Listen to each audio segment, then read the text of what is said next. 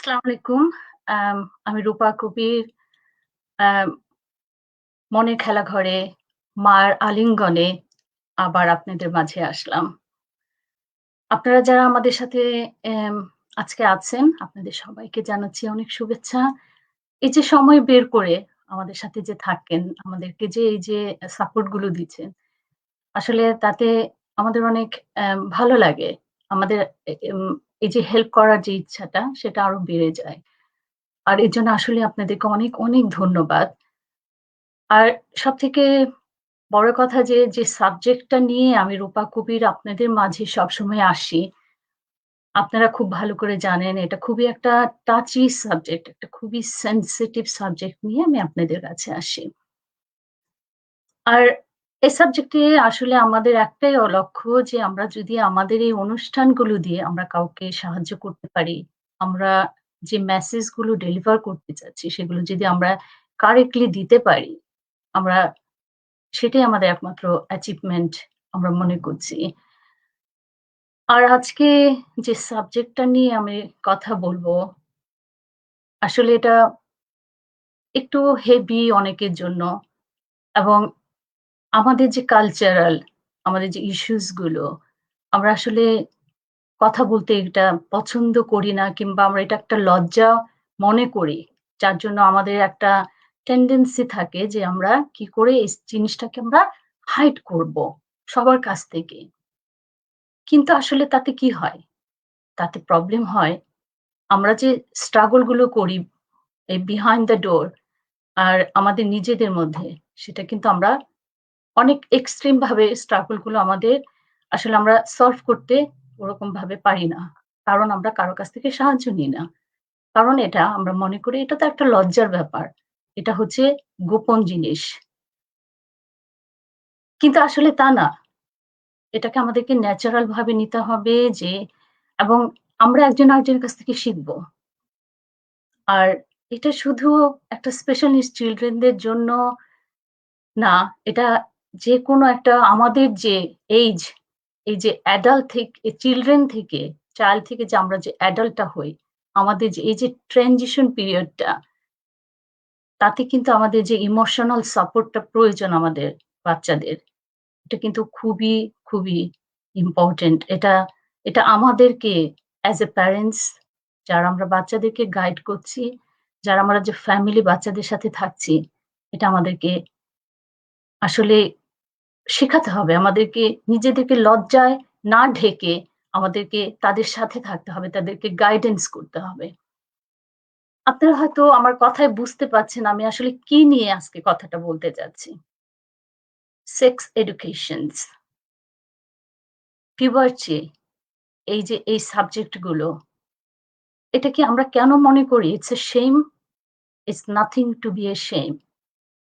আমাদের special needs চিলড্রেনদেরকে নিয়ে আমরা যে স্ট্রাগল করে গুলি আমরা যে করি, এটা আজকে এই লাইভ শোতে আমি এসেছি কথা বলতে। আর তার সাথে আমার সাথে আছেন ২ জন খুবই এক্সপেরিয়েন্স মা এবং আমাদের এই বিশ্বাস আমরা যদি আমাদের এই কথাগুলো, আমাদের এক্সপেরিয়েন্স গুলো আপনাদের সাথে শেয়ার করি, যারা এই সিচুয়েশন এর মধ্যে আছেন, হয়তো কিছুটা হলেও আমরা আপনাদের পাশে এবং আপনাদেরকে গাইডেন্স দেওয়ার আমরা চেষ্টা করছি। যাই হোক আমি আর কথা বাড়াচ্ছি না। কারণ আমার মনে হয় যে কথার পিঠে কথা আসবে। আমাদের আর আপনাদের যদি কোনো কোয়েশ্চেন থাকে অবশ্যই আপনারা কিন্তু কোয়েশ্চেন গুলো আমাদেরকে দিবেন। আমরা চেষ্টা করব যে কোয়েশ্চেন গুলো আনসার করার জন্য। চলুন কথা না বাড়িয়ে বরং আমি নিয়ে আসি আমাদের সেই ২ জন মা যারা আমারই মতন একজন আমার সাথে ১ম এ আছেন ডক্টর বাসনা মোহরী। আপনারা হয়তো মনের খেলাঘরে দেখেছেন ডক্টর বাসনা মোহরীকে ১ম এ এবং আমার সাথে আছেন মারুফা হোসেন। আমি ডক্টর বাসনা মোহরীর পরিচয়টা আমি আবার দিচ্ছি এবং উনি হচ্ছেন একজন পিডিয়াট্রিশিয়ান, একজন মাদার অফ অটিস্টিক চাইল্ড শুধু তা না, উনি সেখানেই বসে থাকেননি, উনি চেষ্টা করেছেন যে কি করে তার যে এক্সপিরিয়েন্সটাকে দিয়ে উনি কি করে অন্য কাউকে হেল্প করতে পারেন। এবং উনি হচ্ছেন একজন এক্সিকিউটিভ অফ প্রেসিডেন্ট অফ নিষ্পাপ অটিজম ফাউন্ডেশনস, এবং আপা থাকেন একজন চিটাগাঙ্গে, বাংলাদেশে। আর আমাদের সাথে আছেন মারুফা হোসেন, এবং মারুফা হোসেন হচ্ছেন আমাদের জন্য একজন নতুন ফেস এই আমাদের মায়ের মনের খেলা ঘরে, আমাদের মায়ের আলিঙ্গনে। মারুফা হোসেনের পরিচয়টা আমি একটু কুইকলি দিয়ে দিচ্ছি। সেটা হচ্ছে যে উনি হচ্ছেন a mother of girl with cerebral palsy and co-founder of Tori Foundations and director School for Gifted Children, যেটা special school for children with autism and other neurodevelopmental disabilities, and author of Autism কি এবং করণীয়, the first book published in Bengali in Bangladesh, recipient of an award of Ministry of Social Welfare to uphold autism issues in Bangladesh in 2017. Thank you so much, Dr. Bashona Mohori এবং মারুফা হোসেন, আপনাদের দুজনকে আমাদের মায়ের খেলা ঘরে, মায়ের আলিঙ্গনে, আমাদের মনের খেলা ঘরে আপনাদেরকে আমন্ত্রণ জানাচ্ছি। কেমন আছেন আপনারা? ভালো আছি, আপনি ভালো আছেন? আলহামদুলিল্লাহ ভালো আছি। আপা, আপনারা জানেন যে আজকে যে আমরা সাবজেক্টটা নিয়ে কথা বলবো, যেটা আমাদের বা আমাদের যে ছেলে মেয়েরা আমাদের কোয়াইট সিমিলার এজ, এবং আমরা কথা বলছি 22-23 বছর প্লাস আরো, মানে এই যে এক্সপেরিয়েন্স গুলো, আজকে যে আমরা এই যে সেক্স এডুকেশন, এই যে ওদের যে বডি চেঞ্জেস এবং এই জিনিসগুলো নিয়ে আজকে আমরা কথা বলবো। আমি প্রথমে আমাদের ডক্টর বাসনা মোহরি, ওনার কাছে আমি যাব। আপা, আপনি আমাকে একটু বলুন, আপনার ছেলে বয়সটা একটু আগে বলেন। আমার ছেলে 31 প্লাস, 31 বছর পূর্ণ হয়ে 32 রানিং এখন। আচ্ছা আপা, আপনি একটা 32 ইয়ার্স ওল্ড এর, আচ্ছা আমরা জানি is got special need and or হয়তো ডেভেলপে অনেক ডিলে, কথা বলতে পারে না। তার মানে এই নয় যে আমাদের বাচ্চাদের যে বডি চেঞ্জ, যে ডিমান্ডটা, সেটা তো থেমে থাকে না, সেটা কিন্তু গ্রো করে, একটা ন্যাচারাল ওয়ে গ্রো করে। কিন্তু আনফর্চুনেটলি ওদের যে গ্রোথটা, এটা ওদের যে আন্ডারস্ট্যান্ডিংটা, সেটা তো ওরা আসলে বুঝতে পারে না। কিন্তু অ্যাজ এ মাম, আপনি একজন ডক্টর, আমি না হয় ডক্টরকে বাদ দিলাম কারণ সবাই তো আর ডক্টর হতে পারে না, বাট অ্যাজ এ মাম আপনি কি করে ওর বডি চেঞ্জেস যে জিনিসটা, সেটা কি করে আপনি আসলে বুঝতে পেরেছেন এট দ্য বিগিনিং? আপনি যদি একটু ভিউয়ার্সদের জন্য এটা একটু বলেন, কারণ আমার মনে হয় যে ভিউয়ার্সদের জানা উচিত যে কি করে চেঞ্জটা হয় এবং সেটা কি করে আপনি বুঝতে পেরেছেন। ধন্যবাদ রূপাপা আপনাকে। মনের খেলাঘরের মায়ার আলিঙ্গনের এই অনুষ্ঠানে আমার সাথে আরো যে আছেন মারুপাপা, ওনাকেও আমি স্বাগত জানাচ্ছি এবং ধন্যবাদ জানাচ্ছি। এবং আজকে আমাদের এই অনুষ্ঠান যারা দেখছেন লাইভে, তাদের সবাইকে আন্তরিক শুভেচ্ছা এবং অভিনন্দন। আসলে আমরা যে তিনজন আজকে এখানে এসেছি, আমরা তিনজনই কিন্তু মা। তো আমরা আসলে আমাদের এই অভিজ্ঞতাটা আমাদের মতো যারা আছেন, যাদের এরকম স্পেশাল নিড চিলড্রেন আছে, শুধু তাই না, যাদের কিন্তু এই অ্যাডোলেসেন্স স্টেজের ছেলে মেয়েরা আছে বা সামনে আসবে, সবারই কিন্তু জিনিসগুলো জানা দরকার আমি মনে করি। আমরা প্রত্যেকেই কিন্তু আমাদের বয়সের একটা ধাপ আছে, আর অ্যাডোলেসেন্সটা হলো একটা ট্রানজিশনাল পিরিয়ড। হ্যাঁ, আমি, আপনি, মারুপাপা, আমরা সবাই কিন্তু এই পিরিয়ডটা পার করেছি। আজকে যদি আমরা মনে করি সেই সময়টা আমাদের কাছে কেমন ছিল, ফিজিক্যাল চেঞ্জ, মানসিক পরিবর্তন, তারপরে ধাপে ধাপে নিজের অস্তিত্বটাকে খুঁজে রাখা, নিজের একটা আইডেন্টিটি আছে আলাদা, সেটা মনে করা, নিজের মতো করে বন্ধু খোঁজা, আবার অনেক সময় একাকিত্ব ফিল করা। এটা আমরা যারা নিউরোটিপিক্যাল তারা কিন্তু এই বয়ঃসন্ধিক্ষণ কালে আমাদেরই কিন্তু অস্থিরতা ছিল অনেক কিছু, যে কিছু পাচ্ছি কিছু পাচ্ছি না। আর আপনারা সবাই জানেন, যাদের আমার মতো সন্তান আছে, বিশেষ করে অটিজম সন্তান যাদের আছে, এরা তো নিজেদের জিনিসগুলা, স্বাভাবিক জিনিসগুলা কাউকে বুঝাতে পারে না। আর যখন তাদের এই অ্যাডোলেসেন্স স্টেজে অর্থাৎ বয়ঃসন্ধিক্ষণ কালে পরিবর্তনগুলো আসে, তখন তাদের মধ্যে যে শারীরিক, মানসিক এবং হরমোনাল চেঞ্জ গুলা হয়, এগুলোর কারণে কিন্তু ওই সময়টাতে তাদের মধ্যে কিছু কিছু কিছু শুধু না, অনেক কিছু ব্যবহারিক আচরণগত সমস্যা আমরা লক্ষ্য করি। ঠিক আমি আমার ছেলেকে দিয়ে বলি, আমরা তো জানি বিশেষ করে ছেলেরা যে 11-12 বছর বয়স হলে ভয়েস চেঞ্জ হয়, ফিজিক্যাল চেঞ্জের মধ্যে তাদের ওরা বলি যে মাংসপেশিগুলো অনেক টাইট হয়, মাসলস গুলো বেড়ে যায়। হ্যাঁ, হ্যাঁ, মাসেলস গুলার, এগুলো সবগুলো হরমোনাল চেঞ্জের স্টেজে। ঠিক তাদের বিভিন্ন প্রাইভেট পার্টসে হেয়ার হয়, তারপর এগুলির সাথে অনেকের একনি হয়। এখন আমরা যারা, আমাদের বাচ্চা যারা নিউরোটিপিক্যাল বা আমরা যারা নিউরোটিপিক্যাল, আমরা কিন্তু এই পরিবর্তনগুলাকে খাপ খাওয়াতে চেষ্টা করি। নিজেকে ক্লিন রাখা, নিজেকে কিভাবে হাইড করে রাখবো, কিভাবে নিজেদের লজ্জা ঢাকবো, এই জিনিসগুলো আমরা করতে পারি।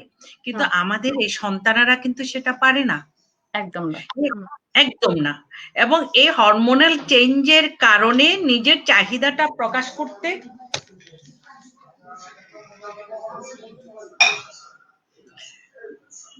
পারে না বলেই ওরা তখন কিন্তু তাদের ব্যবহারিক সমস্যাগুলি অনেক বেশি বেড়ে যায়, আচরণগত সমস্যাগুলি অনেক বেশি বেড়ে যায়। এখন আমাদেরকে কিন্তু আমাদের অটিজম বাচ্চাদেরকে এই নিজেদের লজ্জা সম্বন্ধে, সেক্স সম্বন্ধে আমাদেরকে অনেক ছোট কাল থেকেই শেখাতে হবে। আমরা তো ডাক্তারি শাস্ত্রে বলি যে যখনই 5-6 বছর বয়স হবে নিজেকে বুঝতে শিখবে এবং অন্যের সাথে বন্ধুত্ব করা শিখবে আমাদের ছেলেমেয়েরা, তখন থেকেই তাদেরকে এই বিষয়গুলা বুঝাতে হবে বাবা মাকে। এটা কোনো লজ্জার বিষয় না। আমি সেটাই আপনার কাছে আসবো। এই যে আপা, আমাদের যে একটা কালচারাল, আমাদের ছোট থেকে শিখানো হয় যে বাবা মার সাথে এই যে সেক্সের ব্যাপারগুলো নিয়ে কথা বলবে না। হ্যাঁ, এই যে তারপরে মানে এই ধরনের অনেক কিছু, যে বডি চেঞ্জেস, হ্যাঁ, এবং এই যে আপনার যে পিরিয়ড হচ্ছে মেয়েদের, এগুলো নিয়ে বাবার সাথে কোনো বা বয়স্ক কারোর সাথে ডিসকাশন করা যাবে না। কিন্তু এটা তো আমাদের কালচারাল, আমরা ছোট থেকে শিখে এসেছি যে জিনিসগুলোকে নিয়ে আমাদেরকে হাইড করতে হবে, because this is very important. এটা হচ্ছে একটা মানে কি বলে যে এই ধরনের কথা বলে মনে হচ্ছে যে মানে এই ফ্যামিলিটা বা এই বাবা মাটা বা এই বাচ্চাটা ওরা কিছু শিখেনি, দে আর নট, মানে ওদের কোনো কালচার শেখানো হয়নি আর কি। একদম, যে মনে করে যে এইসব কথা কি আর ছেলে মেয়ের সাথে বলা যায়, এটা একদম ভুল। হ্যাঁ, এই জিনিসটা, আপনি একজন ডাক্তার প্লাস আপনি একজন সেই চিটাগাঙে থাকেন একটা শহরে। হ্যাঁ, আমি ঠিক আছে, আমি না হয় ইংল্যান্ডে থাকি, আমি জানি যে এখানে অনেক ফ্রি ভাবে অনেক কিছু শেখানো হয়, I will come to that. But আপনি কি করে আপনার ছেলেকে যে চেঞ্জটা আপনি দেখেছেন, how did you accept that, কি করে অ্যাকসেপ্ট করেছেন? হ্যাঁ, আমি প্রথমে তাকে কিন্তু এই বিষয়গুলা ছবি দিয়ে ওকে প্রথমে আমি শেখানোর চেষ্টা করলাম, কারণ সে বুঝতো না। সে বিশেষ করে কোথায় কাপড় খুলবে, কোথায় কি করবে, তারপর যার যখন ফিজিওলজিক্যাল একটা মাস্টারবেশন আর্টস যেটা ছিল, যেখানে ইচ্ছা হতো সোফায় বসে যাওয়া বা সবার সামনে করা, তখন আমি তাকে সে লজ্জাটা, তার সাথে আমি সোশ্যাল স্টোরির মতো করে মুখে যেমন বললাম, তেমনি আমি তাকে ছবি দিয়ে বুঝালাম যে এটা লজ্জার বিষয়। বিশেষ করে ওকে তো গোসল দিতে গেলে সাপোর্ট দিতে হয়, তখনই কিন্তু আমি তাকে বেশি করে শিখাতাম, এটা এই জিনিস, এর ভিতরে তোমাকে প্যান্ট পরতে হবে, লজ্জাটা থাকতে হবে, এই লজ্জার বিষয় কাউকে দেখাতে নেই। তারপরে ওই জিনিসটা তার যখন সেক্সুয়াল আর্টস আছে, এটা ন্যাচারাল, এখানে লজ্জা পাওয়ার কিছু নাই। আমি তাকে তার বেডরুম দেখিয়ে দিলাম, তার নিজস্ব টয়লেট দেখিয়ে দিলাম, এবং এক সময় ওকে আমি ওর বেডরুমে দিয়ে দরজাটা টেনে দিতাম, এবং এটা করতে করতে সোশ্যাল স্টোরি বলতে বলতে এখন একদম সে এটা তার নিজস্ব জায়গায় সে জিনিসটা করে নেই, এবং এরপরে সে বাথরুমে গিয়ে সে পরিষ্কার হয়ে আসে। এটা শিখাতে হবে, এটা একদিনের ব্যাপার না, এটা অনেক দিনের ব্যাপার। এবং আমি মনে করি আমি যেটা তার পুবার্টির সময় থেকে শুরু করলাম, সেটা আমার ওই যে 5 বছর থেকে শুরু করা প্রয়োজন ছিল। এই লজ্জার বিষয়টা কিছুটা তখন করেছি, কিন্তু আমাকে তার পুবার্টির সময়ে এটা আরো অনেক বেশি করে ফেস করতে হয়েছে। শুধু তাই না, পুবার্টির সময় তার আরেকটা ব্যাপার হলো তার ইপিলেপসি ডেভেলপ করলো, সেটা ছিল আরেকটা বিষয়। আমাদের যাদের অটিজম আছে তাদের অনেক রকম সমস্যা হতে পারে, তার মধ্যে ইপিলেপসিটা তো একটা জিনিস যেটা কিন্তু পুবার্টির সময় আসার সম্ভাবনা অনেক বেশি থাকে। হ্যাঁ, থ্যাংক ইউ আপা। আমি আপনার কাছে আসবো। আসলে ভিউয়ারদের কাছে আবার বলছি যে আপনারা যদি এই প্রোগ্রামটা কারোর সাথে, ছোট ছোট বাচ্চা বা কারোর সাথে ওয়াচ করতে না চান, এটা আপনাদেরকে আমি জাস্ট একটু জানিয়ে দিচ্ছি যে আমরা আসলে খুবই একটু, এটা আমরা অ্যাওয়ারনেস এর জন্য, আমাদের যে সেফ গার্ডিং ইস্যুস, এগুলোর জন্য আমরা এই সাবজেক্টটাকে নিয়ে এসেছি, যেন যাদের আমাদের মতো ছেলে মেয়ে আছে তারা যেন এটা থেকে জানে যে আমরা কি করে আমাদের এক্সপিরিয়েন্সটা আমরা শেয়ার করছি, যে আমরা কি করে ওদেরকে গাইডেন্স দিচ্ছি। হয়তো আপনাদের পছন্দ হবে না, অনেক প্যারেন্টস এর পছন্দ নাও হতে পারে, কিন্তু আমরা আমরা জানি যে সেফ গার্ডিং ইস্যু এখানে থাকে। যে একটা বাচ্চা যখন বড় হতে শুরু করে তার যে যে সেক্সের যে ইচ্ছাটা আসে, কিন্তু সেটাকে আমরা কি করে যে পাবলিকলি এক্সপোজ না করে সেটাকে কি করে আমরা হাইড করবো, এবং সেটা কি করে ওরা লার্ন করবে। And it's very important for our children who has got severe learning disabilities, who has got delay development, and who hasn't got any speech. তো এই জন্য ভিউয়ার্সদের কাছে আমি রিকোয়েস্ট করছি যে আমাদের এই সাবজেক্টটা যদি আপনাদের কাছে কোনো কারণে মনে হয় যে একটু আনকমফোর্টেবল লাগছে, আমরা ক্ষমা নিয়ে চেয়ে নিচ্ছি। এখন আমি মারুফা আপার কাছে আসবো। মারুফা আপা, thank you so much again. আপনি এই মার আলিঙ্গনে এসেছেন, আমাদের মনের খেলা ঘরে এসেছেন, এবং আজকে যে আপনি আমাকে সেদিন বলেছেন আমার খুব ভালো লেগেছে যে আপা কোনো কিছু শেয়ার করতে হলে সেটা প্রপারলি শেয়ার করা উচিত। এবং এটা সত্যি কথা যে আপা, যে ঢেকে ঢেকে আমরা কিছু না, আমরা we are trying to teach the others যে আমরা আমাদের সিচুয়েশনে কি করেছি, দিস ইজ দ্য ওয়ে। আমরা বলছি না যে আমরা কারেক্ট, আমরা সবসময় যে রাইট ভাবে করেছি তা না, but but but this is the, আমাদের মেথডটা যদি কেউ ফলো করে তাদের যদি একটু হেল্প হয় সেটা আমরা চেষ্টা করেছি। সো মারুফা হোসেন আপা, আপনি যদি আমাকে একটু বলেন আপনার মেয়ের বয়স কত? আমার মেয়ে ইউনিভার্সিটিতে যাচ্ছে, ওর হচ্ছে অ্যাডোলেসেন্স শেষ হয়ে গেছে এই। আর ওর তো আসলে এই যে লম্বা একটা জার্নি, ওর ডিসেবিলিটিও ভিন্ন ধরনের, সেরিব্রাল পলসি, ও কথা বলতে পারে। তো যেটা সুবিধা বাসনা থেকে যেটা সুবিধা আমার জন্য, যে কথা বলে বোঝাতে পারে ওর খারাপ লাগছে। ওর এই এইজটাতে আমি যেটা দেখেছিলাম যে ও একটু বেশি মানে অস্থির থাকতো, এটা বোঝা যেত যে অস্থিরতা কাজ করতো। আর যেটা হয় ওই বয়সটা না, মানে আমরা নিজেরাও, দিদি যেটা বললেন যে আমরা নিজেরাও পার করে এসছি না, ওই সময়টাতে কত কিছুই না মনে হয়, মনের ভাবগুলো কিভাবে যেন আমরা প্রকাশ করতে চাই, বা অন্যরা আমাদেরকে একটু অন্যভাবে দেখুক, এই যে ভালো লাগা, এই যে এক একটা প্রতিক্রিয়া না, এই জিনিসগুলো কিন্তু খুবই ন্যাচারাল ওয়েতে আমার মেয়েরও এসছে কিন্তু। তো সেই জায়গাটাই আমি বলবো যে আমরা সবসময় ধরে নেই যে আমাদের স্পেশাল নিড বাচ্চাদের কোনো সে থাকবে না, কোনো কথা থাকবে না, আমি মা আমি যা বলবো সেই অনুযায়ী তাকে চলতে হবে। আসলে এই ভাবনাটা থেকে আমাদেরকে বের হয়ে আসতে হবে। এখন এই যে অ্যাডোলেসেন্স পিরিয়ডে বাচ্চাগুলো যাচ্ছে, সেই জায়গাটাতে আমিও ওদেরকে চাপিয়ে চাপিয়ে দিব, এই জায়গাটা থেকে মনে হয় আমাদেরকে বের হয়ে আসতে হবে। ওদের যে খারাপ লাগা, এখন হতে পারে যে বাচ্চাটা কথা বলতে পারে না, নন ভার্বাল বাচ্চা, তার যে মনের ভাব প্রকাশ করার যে অন্য ওয়ে গুলো আছে সেই ওয়ে গুলোকে আমাদের ব্যবহার করতে হবে। এবং দিদি যেটা সবসময় বলে আসতেছেন যে এটা ছোটবেলা থেকে করতে হবে।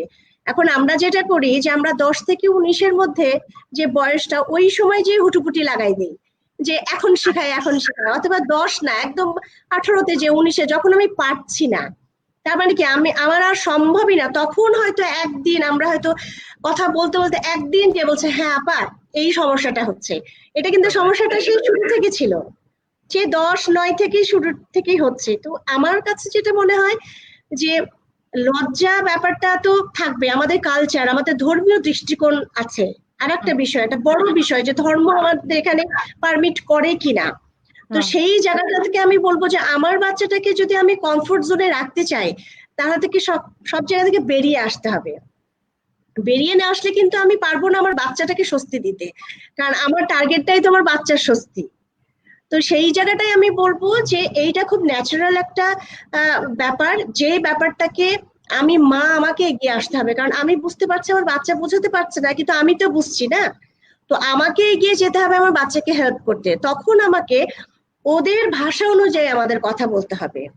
ওরা যে ভাষাটা বোঝে, ওরা ছবির ভাষা বোঝে, ওরা ইশারার ভাষা বোঝে, ওরা হয়তো ওই যে দিদি বললেন সোশ্যাল স্টোরি বলেন আর যাই বলেন, এই জিনিসগুলো দিয়ে ওদেরকে বোঝাতে হবে, এবং সেটা শুরু করতে অনেক আগে থেকে, যেটা থেকে আমরা অকওয়ার্ড পজিশনে যাব না। কারণ হয় কি যে বাচ্চাগুলো কিন্তু না বুঝেই করছে, কিন্তু আমি লজ্জা পেয়ে যাচ্ছি। তো এই লজ্জাটা যেন না পাই সেই জন্য আমার প্রস্তুতিটা আগে থেকে নিতে হবে, তাহলে হবে কি আমরা স্বস্তির জায়গায় যেতে পারবো। আদারওয়াইজ হয় কি আমরা হয়তো ওই ঠেলাঠেলির মধ্যে থাকবো যে বুঝি না এই হচ্ছে। যেমন আমি যখন আমার প্যারেন্টসদের সঙ্গে কথা বলি, অনেকেই কিন্তু এখান থেকে বেরিয়ে আসতে চান না, অনেকেই না, ম্যাক্সিমামই তাই, যে আমাদেরকে বলবো। তা আমাদেরকেও বুঝতে হবে যে আমাদের আপনজন কারা। হয় আমি বাবা মা এবং টিচার ভীষণ ভাবে আপন আমার বাচ্চাগুলোর জন্য, কিন্তু তাদেরকে আমার বাচ্চার কথা আমি বলতেই পারি এবং তারা হেল্প করতে পারেন। তো সেই জায়গাগুলোতে আমাদেরকে মাথায় রাখতে হবে। আমার মেয়ের ক্ষেত্রে আমি যেটা করতাম, আমার মেয়ের সঙ্গে আসলে আমার সম্পর্কটা আলহামদুলিল্লাহ ভালো। ও তারপরেও দেখেন আমার মেয়ে অনেক কথাই কিন্তু আমাকে বলতে চায় না, লজ্জা পায়, কি হচ্ছে ও হয়তো ওইভাবে বলতে চায় না, কিন্তু আমি না অনেক অন্যভাবে চেষ্টা করি কথাগুলোকে শোনার। আর ওর যে কাজিন আছে, একজন কাজিন আছে ওর সমবয়সী, ওর সঙ্গে হয়তো ও অনেকটাই শেয়ার করে। তো সেই জায়গাগুলোতে আমার বাচ্চাদেরও কিছু বন্ধু করতে হবে। হয়তো অটিজমের বৈশিষ্ট্য সম্পন্ন বাচ্চাদের ওইভাবে বন্ধু নাও হতে পারে। তো সেই জায়গাটাতে বাবা মার বিকল্প কেউ নেই অথবা টিচারের বিকল্প নেই। তো সেই জায়গাটাতে আমি বলবো ওদের মনের কথাগুলো যদি আমরা না নিতে পারি সেখানে আমাদের সমস্যাটা সৃষ্টি হবে, এটা একদম মানে অবধারিত। এই জন্য আমি বলছি যে আমাদের এই এইজটাতে খুবই কি বলবো যে মানে খুবই এমন ভাবে আমাদেরকে হ্যান্ডেল করতে হবে যেই জায়গাটাতে বাচ্চারাও বুঝবে, মানে বাচ্চাদের মধ্যে থাকবে যে তাদের সেলফ রেসপেক্টে লাগবে না, আবার বাবা মাও স্বস্তির জায়গা থাকবে যে না ঠিক আছে এটা তো হতেই পারে না। আস্তে আস্তে আসলে আমাদের দেশে এটাকে প্রচলন করতে হবে। সেক্স এডুকেশন কিন্তু বাংলাদেশে নর্মাল স্কুলেই নাই, তো স্পেশাল স্কুলে আপনি কিভাবে করবেন? এটা আপনি মারুফা আপা খুবই ভালো একটা কথা বলেছেন, কারণ আমি আপনাকে এক্সাম্পল আপনাদেরকে দিব এবং ভিউয়ার্সদের জন্য থাকবে যে আসলে আমি যদিও আমি ইংল্যান্ডে থাকি, ডেভেলপ কান্ট্রিতে, কিভাবে বাচ্চাদেরকে আসলে সেক্স এডুকেশন দেওয়া হয়। আমি তার আগে আমি অবশ্যই কিছু কমেন্টস পড়তে চাই, এবং আমি যদি কমেন্টস গুলো এই স্ক্রিনে একটু দেখতে পাই তাহলে I can go through the comments. কারণ কিছু কমেন্টস আছে, বিশেষ করে একজন আর কি বারবার ডক্টর বাসনা মোহরি ওনাকে আসলে কিছু মেসেজ পাস করতে চেয়েছিলেন। আমাদের এখানে আছেন যে মিন্টু নাথ, উনি আসলে বারবার বলছেন যে বাসনা ম্যাডাম কবে থেকে চেম্বার করবে, জানতে পারবো কি? জানলে খুব খুশি হব। আর মিন্টু নাথ এবং বলেছেন আমি আমার ছেলেকে নিয়ে খুব টেনশন ফিল করছি, যদি বাসনা ম্যাম বলেন কবে থেকে চেম্বার করবে খুব খুশি হব। মিন্টু নাথ এই আনসারটা আমি বাসনা আপাকেই দিতে বলবো। হ্যাঁ, আমি আশা করছি যে 20 সেপ্টেম্বর থেকে শুরু করব। 20 সেপ্টেম্বর থেকে শুরু করব আশা করি। অলসো আমাদের ফামিনা ইয়াসমিন উনি বলেছেন গুরুত্বপূর্ণ বিষয়ে আলোচনা। ধন্যবাদ আয়োজকদের এত সুন্দর বিষয় নিয়ে আলোচনার জন্য। মারুফা আপাকে দেখে ভালো লাগছে। Thank you so much Famina Yasmin. আমাদেরকে এইভাবে আপনারা সাপোর্ট করুন। আসলে আমরা মনে করি এটা খুবই গুরুত্বপূর্ণ সাবজেক্ট। আমরা মনে করি যে আমাদের এটা মানে আমরা আজকে আয়োজকরা যে করেছেন তাদেরকে অসংখ্য ধন্যবাদ। এবং ফারহানা চৌধুরী উনি বলেছেন খুবই ভালো উদ্যোগ, বিশেষ করে আজকের বিষয়। Thank you so much Farhana Chowdhury, আমাদের সাথে থাকুন, আমরা আমাদের এক্সপিরিয়েন্সটা আপনাদের সাথে শেয়ার করব। এখন আমি শারমিন আর আসলাম, আমার খুব ভালো বন্ধু, বলেছে শুভকামনা সবার জন্য। থ্যাংক ইউ শারমিন, আমাদের পাশে থাকো। শাইলা বিলকিস বলেছে ভালো লাগছে। থ্যাংক ইউ শাইলা, আমাদের সাথে থাকো। তো আমি এখন আসলে যেটা বলবো যে I'm not a clinician, যদিও আমি যা শিখেছি আমি শিখেছি আমার ছেলেকে দিয়ে। অ্যাজ এ মাম, আমার 23 ইয়ার্স অফ এক্সপিরিয়েন্স, আর আমার ছেলের সাথে আমাকে অনেক ট্রেনিং এ যেতে হয়েছে। বিকজ এই দেশে একটা জিনিস বলে যে তোমার বাচ্চা যাই করবে, you have to get involve. The parents and the siblings, everyone has to get involved, because তাতে হয় কি বাচ্চাটা একটা কমফোর্ট জোনে থাকে, the communication better হয় আর কি। তো মিন্টু নাথ বলেছে আপনাকে অনেক অনেক ধন্যবাদ ও নমস্কার জানাই। থ্যাংক ইউ মিন্টু নাথ, আপনি পাশে থাকুন আমাদের। এখন আমি যেটা বলছি যে আমাদের যেটা হয় যে আপনি যখন বাচ্চারা ইয়ার 6 এ থাকে, এখানে একটা জিনিস বলে যে as a doctor you know also that যে ছেলেদের ডেভেলপমেন্টটা একটু ডিলে দেন একটু মেয়েদেরটা একটু ডেভেলপটা আর্লি হয় আর কি। তো ইয়ার 6 এ মেয়েদেরকে আপনার আমাদের কাছে একটা কনসেন্ট ফর্ম আসে যে আমাদেরকে এরকম এডুকেশন, সেক্স এডুকেশনটা দেখানো হবে, এবং তোমাদের ওদের ভিডিও আছে, এবং সো তোমরা রাজি কিনা। So as a parents, because ওরা আমাদেরকে আগে দেখায়, অবশ্য আমাদেরকে একটা জিনিস ভালো করে যে ভিডিওটা আমাদেরকে ইনভাইট করে, আমাদেরকে দেখায় যে ভিডিওটাতে কি আছে এবং সেটা কি ওরা বাচ্চাদেরকে দেখাচ্ছে। এবং এই জিনিসটা আসলে আমার মনে হয়েছিল যে আমি নিজে অ্যাজ এ বেঙ্গলি আমি একটু লজ্জা পেয়েছিলাম যে আমার মেয়ে, আমার ছেলে এই ভিডিওটা দেখবে, এবং আই ওয়াজ কোয়াইট, মানে আমার নিজের যেটা লজ্জা। তখন একসময় আমাকে টিচাররা বললো যে তুমি তোমার চিন্তা করবা না, do not think about as a parents যে তুমি কি ফিল করছো, ইটস নট অ্যাবাউট ইউ, এটা হচ্ছে ইটস অ্যাবাউট দ্যাট চাইল্ড। সে চাইল্ডটা কি ফিল করছে, এই চাইল্ডটার সেফ গার্ডিং একটা ইস্যুস, কারণ ও যদি বাইরে পাবলিকলি যদি এক্সপোজ করে, how you going to handle that child. So is it better যে তুমি নিজে এটা দেখো, বাচ্চাদেরকে দেখো এবং বাচ্চাদেরকে এক্সপ্লেন করো। So I didn't have any choice, আমি ভাবলাম it's a good idea. So আমি আমার ছেলেকে দিলাম, পারমিশন দিলাম দেখার জন্য। কিন্তু আমার ছেলে যখন বাসায় ওই ভিডিওটা কয়েকবার দেখেছে, আসার পর আমি দেখছি হি হ্যাজ কমপ্লিটলি চেঞ্জড। ও যে একটা যে ছেলেদের বডি পার্ট, মেয়েদের বডি পার্টটা যে আলাদা ও দেখেছে, এবং হি নাও নোজ দিস ইজ মামি, দিস ইজ ড্যাডি, এবং ও পয়েন্ট আউট করার চেষ্টা করছে। এবং তখন আমার মনে হলো যে no, he sitting in the, মানে বেডের মধ্যে থাকছে, এবং আমার তখন মনে হলো যে না, আমি একটু শক হয়ে গেছিলাম এজ এ মাম, এটা অ্যাকসেপ্ট করে নিতে আমার অনেক কষ্ট হয়েছে যে আসলে আমার কাছে তো আমার বেবি, স্টিল মাই বেবি, ওর যে এই চেঞ্জটা, এটা তো আমার জন্য ইটস এ ভেরি, মানে মনে হচ্ছিল যে it's a shocking for me. But একসময় আমার মনে হলো যে again it's not about me, এটা আমার ছেলের যে ফিলিংসটা যে ডেভেলপ করেছে, ইটস এ ন্যাচারাল। আমার আছে, সবার আছে, আমার ছেলের কেন থাকবে না? বিকজ আমার ছেলে স্পেশালিস্ট চাইল্ড, তার মানে কি আমি আমার ছেলেকে কি তার মতো করে বড় হতে দিব না? তার যে ইচ্ছাটা তাকে আমি তাকে দিতে দিব না, অ্যালাউ করবো না? So I have to teach হিম। আমি ওকে ওর বেডরুমে নিয়ে গিয়ে বলেছি দিস ইজ ইউর রুম, তুমি যা খুশি তুমি তোমার রুমে করবে। আমরা যখন এখন ওর রুমে ঢুকি আমরা সবসময় নক করি, and then he comes out and then he opens the door. আমরা কখনোই আমাদের বাসার সবার কাছে আমরা বলে দিয়েছি যে ওর রুমে কখনো নক ছাড়া ঢুকবে না, বিকজ ও জিনিসটা শিখেছে।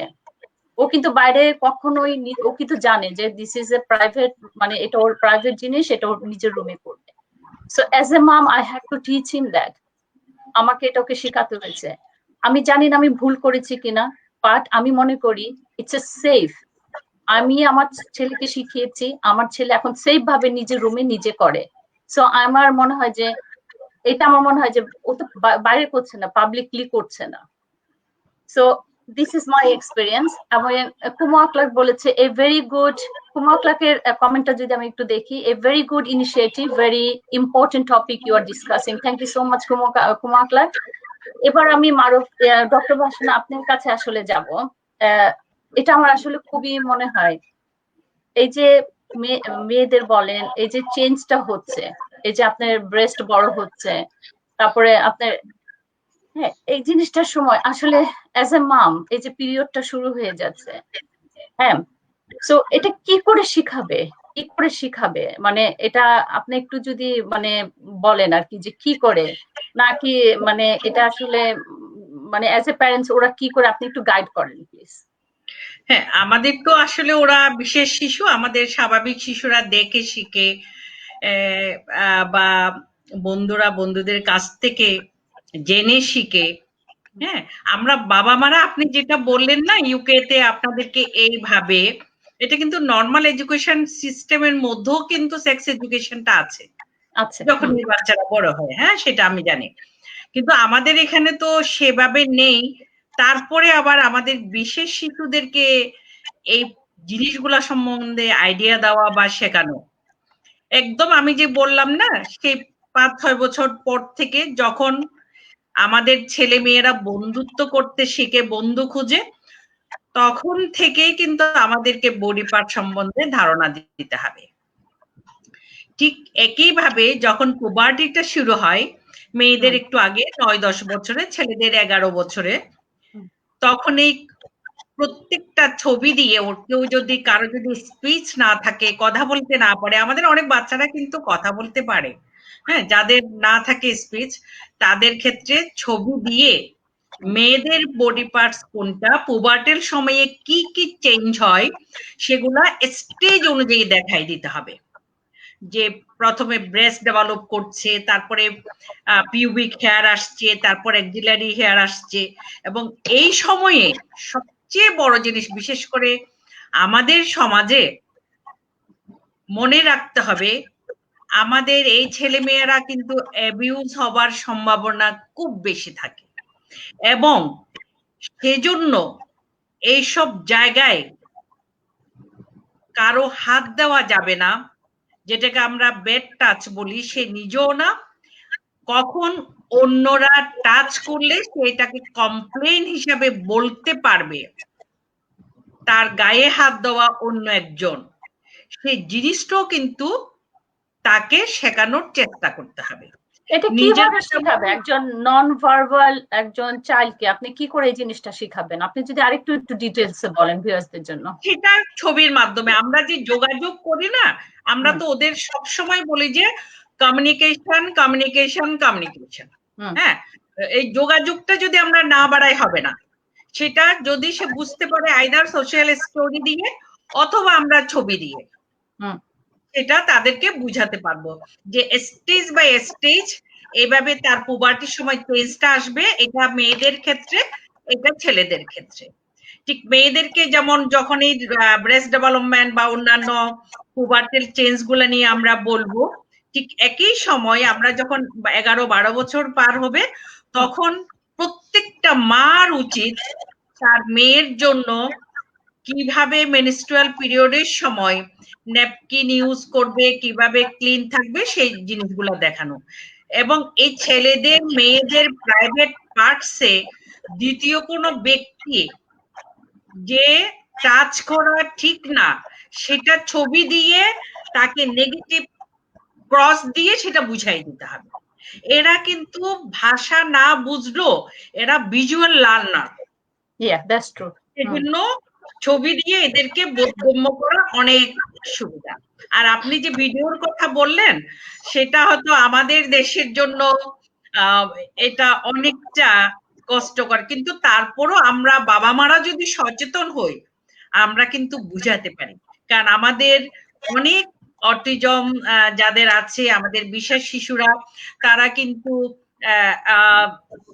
অ্যান্ড্রয়েড, আইপ্যাড এগুলি নিয়ে কিন্তু অনেক কিছু করে। যেমন আমার ছেলে গান শুনে, হ্যাঁ, তো সেই সময় যদি আমরা এরকম একটা সেক্সুয়াল এডুকেশনাল ভিডিও যদি ওদেরকে দেখার পাশাপাশি তার স্পিচ না থাকলে আউরির মতো তাকে বারে বারে করে বলতে পারি, তাদের মধ্যে কিন্তু বোধগম্যতা অনেক চলে আসবে, যেটা আমি আমার ছেলেকে দিয়ে বুঝেছি। হ্যাঁ, অনেক সময় আমি ছবিও দেখাইনি তাকে, যখন সে গোসল করতে যায় বা তার রুমে থাকে, তাকে আমরা অনেক সময় বলেছি যে কেউ আসলে, ওর তো একটা অভ্যাস ছিল, কোনো এখনো আছে মাঝে মাঝে বাইরের কেউ আসলে, ছেলে হোক মেয়ে হোক, গায়ের একটু ঘ্রাণ নেওয়া। তাকে আমরা বোঝানোর চেষ্টা করলাম যে এইভাবে টাচ করাটা সেম, এবং বারে বারে বলার পরে সে অনেক কন্ট্রোলে চলে আসছে। এটা আমি একদম প্র্যাকটিক্যালি বলছি। আমি একদিন করলাম, আমার বাচ্চা শুনলো না, সে আরেকটা মেয়ের গায়ে হাত দিল। আমি আপনাকে একটা এক্সাম্পল বলি। সেদিন আমাদের স্কুলের একজন টিচার, সে আবার প্যারেন্টও, তার ছেলের বয়স হলো 20 বছর, সেই গায়ে ওড়না দিলে ছেলে টেনে ফেলে দেয়। তো আমি বললাম যে আমরা বলি ABC, antecedent behaviour and consequence. আপনি কি কখনো ভেবে দেখেছেন কেন আপনার গায়ের ওড়নাটা আপনার ছেলে টাচ করে ফেলে দিচ্ছে? হ্যাঁ, এখন উনি বলে যে ওনারটা শুধু করে না, অন্য কোনো মহিলা আসলেও করে, যে সেটা কোনো কালারফুল কিনা বা সে চোখে নিতে পারছে না সেরকম কিনা। আর আপনি ছবি দিয়ে এই বয়সে বুঝান যে সে ছেলে হয়ে কোনো মেয়ের গায়ে হাত দেওয়াটা ঠিক না, এবং সোশ্যাল স্টোরি এবং ছবি দিয়ে যদি বুঝানো হয় বারে বারে, এটা পরিবর্তন করা সম্ভব, যেটা আমি আমার অর্ণবের মাধ্যমে বুঝতে পেরেছি। একদম না আপা, এটা আসলে খুবই ভালো লাগছে যে আসলে আমি শুধু একা যে ফেস করেছি তা না, এবং আমি কিছু কমেন্টস এখানে পাচ্ছি। আমি যদি একটু কুইকলি কমেন্টস গুলো নিয়ে আসি, তারপর আমি মারুফা হোসেনের কাছে চলে যাব। আমাদের এখানে তানিয়া আহমেদ বলেছেন যে বাংলাদেশে ছেলে বাচ্চাকে কিভাবে বুঝাবো যে সবখানে এক্সপোজ যেন না করে, কোনো ভিডিও কি দেখানো যাবে? আমি আসলে এই জিনিসটা মারুফা হোসেন ওনার কাছে আমি জানতে চাচ্ছি, বিকজ শি ইজ মানে এডুকেটর এবং নিজে একজন মানে ভিডিও করেছেন, এবং তার যে ডোন্ট ডু এন্ড ডু, এই যে একটা আপনার ভিডিওটা আমার কাছে খুবই ভালো লেগেছে। আমার মনে হয়েছে যে it's very effective, it's very effective. আপনি যদি এই ব্যাপারটা একটু তানিয়া আহমেদ একটু সাহায্য করেন প্লিজ। ভিডিওর ব্যাপারটা আসলে ডিপেন্ড করবে আপনার কালচারের উপর। আপনি কি এটাতে মানে স্বাচ্ছন্দ্য বোধ করবেন কিনা। যদি আপনি স্বাচ্ছন্দ্য বোধ করেন তাহলে আপনি ভিডিও দেখাতে পারেন, আদারওয়াইজ আপনাকে কিছু জিনিস শিখিয়ে দিতে হবে। যেমন এই যে একটা জিনিস আছে না, প্রাইভেট এবং পাবলিক। প্রাইভেট স্পেসে আমরা কি কি করতে পারি, পাবলিক স্পেসে আমরা কি কি করতে পারি, সেই জায়গাগুলো যদি আপনি বুঝিয়ে দেন, বাচ্চা কিন্তু একটা পর্যায়ে বুঝে যাবে যে এটা আমার ঘরে করতে হবে। এখন কিছু বাচ্চা থাকে যে অনেক জনের সামনে করে ফেলে, সেটাকে আপনি যদি তখনই বুঝিয়ে দেন বা বারবার বোঝাতে থাকেন তাহলে কিন্তু সে একসময় বুঝে যাবে। এবং ছবিও আপনি ইউজ করতে পারেন, অথবা আপনি কিছু জিনিস আমাদের দেশের কালচারে নাই, যেমন বাচ্চা হয়তো হঠাৎ করে কোনো একটা পাবলিক প্লেসে মাকে একই কথা রিপিট করছে, এমন কোনো একটা ইস্যু, সেই জায়গাটায় কিন্তু আমরা ধমক দেওয়া শুরু করি, তুমি কেন এরকম করছো, তুমি বুঝতে পারো না এখন আমরা এই জায়গায় আছি। এই ব্যাপারগুলোকে আমাদের একটু অ্যাভয়েড করতে হবে। আমাদেরকে কিন্তু ওদেরকে বলতে হবে ইটস ওকে, আমরা বাসায় যে ইস্যুটা নিয়ে কথা বলবো, তুমি এখন শান্ত থাকো, আমরা বাসায় যাব। এই যে বাচ্চা বুঝবে যে কোথায় আমার কি আচরণটা করতে হবে, তাহলে কিন্তু ওর জন্য সুবিধা হবে। আর আমরা যতই ওর সঙ্গে এইভাবে ব্যবহার করব ততই বেশি ও কিন্তু করতে থাকবে এগুলো। তো আমার কাছে যেটা মনে হয় যে আরো কিছু জিনিস আছে, যে আমরা বাচ্চাদেরকে কিন্তু অনেকেই আছে আমরা খুব লিপ কিস করি, বাচ্চা মানে আমরা একটুখানি লিপে কিস করলাম, এই যে ব্যবহারগুলো, এইগুলো থেকে কিন্তু বাচ্চার এইটাকে বন্ধ করতে ওর অনেকদিন সময় লাগে। তো আমার কথা হলো, আমি যদি মনে করি আমার বাচ্চাকে ইনঅ্যাপ্রোপ্রিয়েট বিহেভিয়ার, একটা সময় যে কিন্তু সোশ্যালি অ্যাকসেপ্টেড না এটা, যে লিপ কিস করবে। এখন বাচ্চা মায়ের করতে করতে দেখা যাচ্ছে তার খালার করছে, খালার করতে করতে কারো করছে। তো এই জিনিসগুলো কিন্তু বড় হলে অন্যরা বুঝতে পারবে না, কিন্তু এইটা দৃষ্টিকটু লাগবে। আমার কথা হলো যে আমরা ছোটবেলা থেকে যখন আমরা অ্যাডোলেসেন্সে ঢুকছি, এই পিরিয়ডটাতে আমাদেরকে কিন্তু ওই বিহেভিয়ারটা বাচ্চার সাথে করতে হবে। এখন প্রশ্ন হতে পারে আমি বাচ্চাকে কিভাবে করব।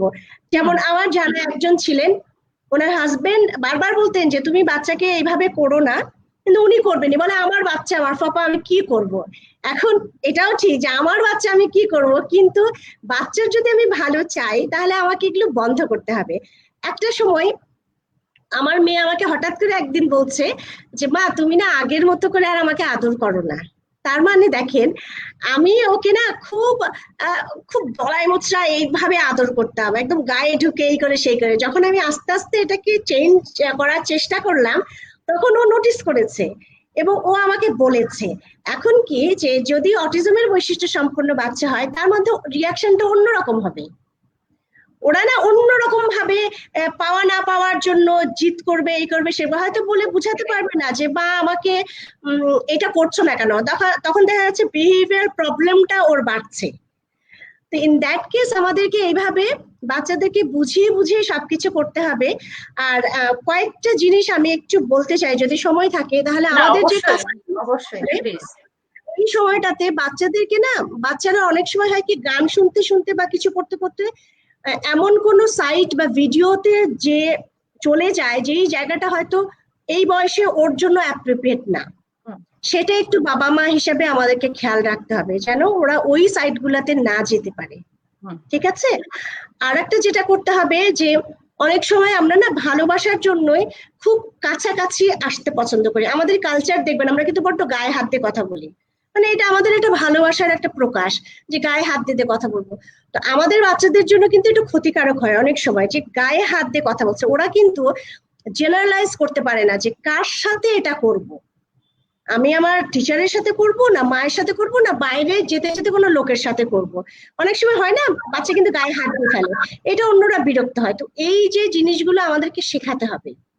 মানে আমি বলবো যে প্রথম থেকে যেটা করতে হবে যে প্রথমে বাচ্চাদেরকে আত্মসচেতন করতে হবে। তার মানে কি বডি পার্টস চেনাতে হবে, তারপরে মনে করেন যে কোনটা পুরুষ কোনটা মহিলা, কোন মানে কি দেখলে আমরা বুঝতে পারবো সেটা চেনাতে হবে। তারপরে ওদেরকে চেনাতে হবে কি প্রাইভেট পার্টস সম্পর্কে কিন্তু চেনাতে হবে অবশ্যই, এটা যে ডিফারেন্স আছে এটাও বোঝাতে হবে। তারপরে করতে হবে কি ওদের গোপনীয়তাটা বুঝতে দিতে হবে যে প্রাইভেসি, এটা হচ্ছে পাবলিক, এটা প্রাইভেট। প্রাইভেট কাজ আমরা কাকে কাকে বলতে পারি সেটাও শেখাতে হবে, যে শুধু এটা মা হতে পারেন, বাবা হতে পারেন, আর কিন্তু ডক্টর হতে পারেন। কারণ যখন দেখবেন যে বাচ্চারাদেরকে নিয়ে আমরা ডাক্তারের কাছে যাব, যদি ওদেরকে শিখে ফেলি কাউকে বলা যাবে না মা বাবা ছাড়া, তারা কিন্তু ওটা ডাক্তারের কাছে যেও করতে দিবে না। তো সেই জায়গাটাতে আমার মনে হয় যদি ফ্যামিলি ডক্টর থাকে তাদের সাথে আমি শেয়ার করতে পারি, সেটা হতে পারে। আর একটা যেটা হবে সেটা হলো যে বাচ্চাকে শেখাতে হবে মাস্টারবেশন কি এবং মেনস্ট্রুয়েশন হলে কি করতে হবে। এই যে প্রসিডিওরটা আছে যে পেটের ব্যথা হতেও পারে এবং সেটা হলে আমি কি করব এবং কতদিন পর্যন্ত আমার মেনস্ট্রুয়েশনটা থাকতে পারে, এগুলো এভরিথিং জানাতে হবে। এবং মাস্টারবেশনটারও যে প্রপার যে ব্যাপারটা আছে সেটা কিন্তু শেখাতে হবে। আমি আমার জানা মতে একটা বাচ্চার আমি দেখছি কিছুদিন যাবত, মানে দেখছিলাম যে খুব শুকিয়ে গেছে এবং তার এত বেশি করে ফেলছে যার জন্য বাচ্চাটার কিন্তু হেলথ ইস্যুসে এসে ক্ষতির কারণ হয়ে গেছে। তো সেই জায়গাটাতেও কিন্তু আমাদের একটুখানি নজর দিতে হবে, যেই জায়গাটাতে যে সবসময় যে আমি তাকে অ্যালাউ করব সেটাও না। আমার মনে হয় যে দিদি নিশ্চয় এই ব্যাপারটাতে একটু বলতে পারবেন, কারণ আমাকে বুঝতে দিতে হবে যে আমি সবসময় যদি এটাকে অ্যালাউ করি সেটাও তো অ্যাপ্রোপ্রিয়েট না। তো সেই জায়গাটাতে একটুখানি খেয়াল করতে হবে। তারপরে যে সেলফ কেয়ারের বিষয়টা আছে, যখন বাচ্চা বড় হবে তখন তার পিউবিক হেয়ার কি করে পরিষ্কার করতে হবে, তাকে কি করে গোসল করতে হবে, তার শেভ করতে হবে কিনা, এই ব্যাপারগুলো কিন্তু তাকে অবশ্যই শেখাতে হবে।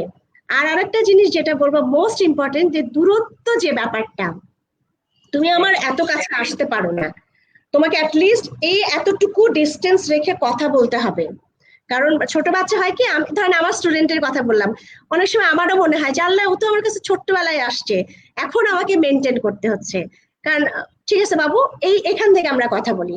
তারপরে হয় কি যে অনেকেই আছে যে এমন কিছু জায়গায় হাত দেয় যে হাতটা আমরা চাই না। আমাকে শেখাতে হবে যে পিছনে ট্যাপ করে ডাকা যায় কাউকে, বা এইভাবে আমাকে অ্যাড্রেস করতে হবে। তারপরে আমার কাছে যেটা মনে হয় গুড টাচ ব্যাড টাচটা ভীষণ একটা ইম্পর্টেন্ট জিনিস, এবং এই জিনিসটাকে যে বাচ্চার সারাউন্ডিংসে কতটুকু জায়গার মধ্যে কে কতটুকু আসতে পারে সেটা শেখাতে হবে, এবং বাচ্চার যে ফিলিংস, আমরা এখন গুড টাচ ব্যাড টাচটা কি করে বুঝবো? ধরেন আমি বুঝতে পারি, কিন্তু আমার ওই বাচ্চাটার জন্য বোঝাটা কিন্তু খুব ডিফিকাল্ট।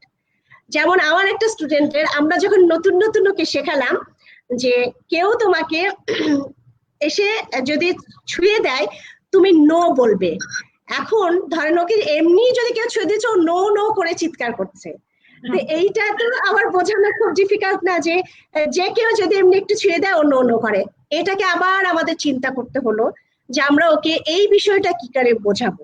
তখন আমাদেরকে মানে আসলে বাচ্চা টু বাচ্চা তো ভ্যারি করে না কাকে কিভাবে শেখাবো, তখন আবার ওর মতো করে আমরা চিন্তা করলাম এবং ওকে বলার চেষ্টা করলাম যে সব মানুষই না, কিন্তু কিছু কিছু সময়ে আমাদেরকে কোন মানুষ আমাদেরকে ছুতে পারবে কেউ ছুতে পারবে না, এই জিনিসগুলো আমার মনে হয় মানে ফ্রম দ্য বিগিনিং একদম 8টার থেকে এরকম সময় থেকে আমাদেরকে শেখাতে হবে, আদারওয়াইজ অনেকের তো শিখতে সময় লাগে।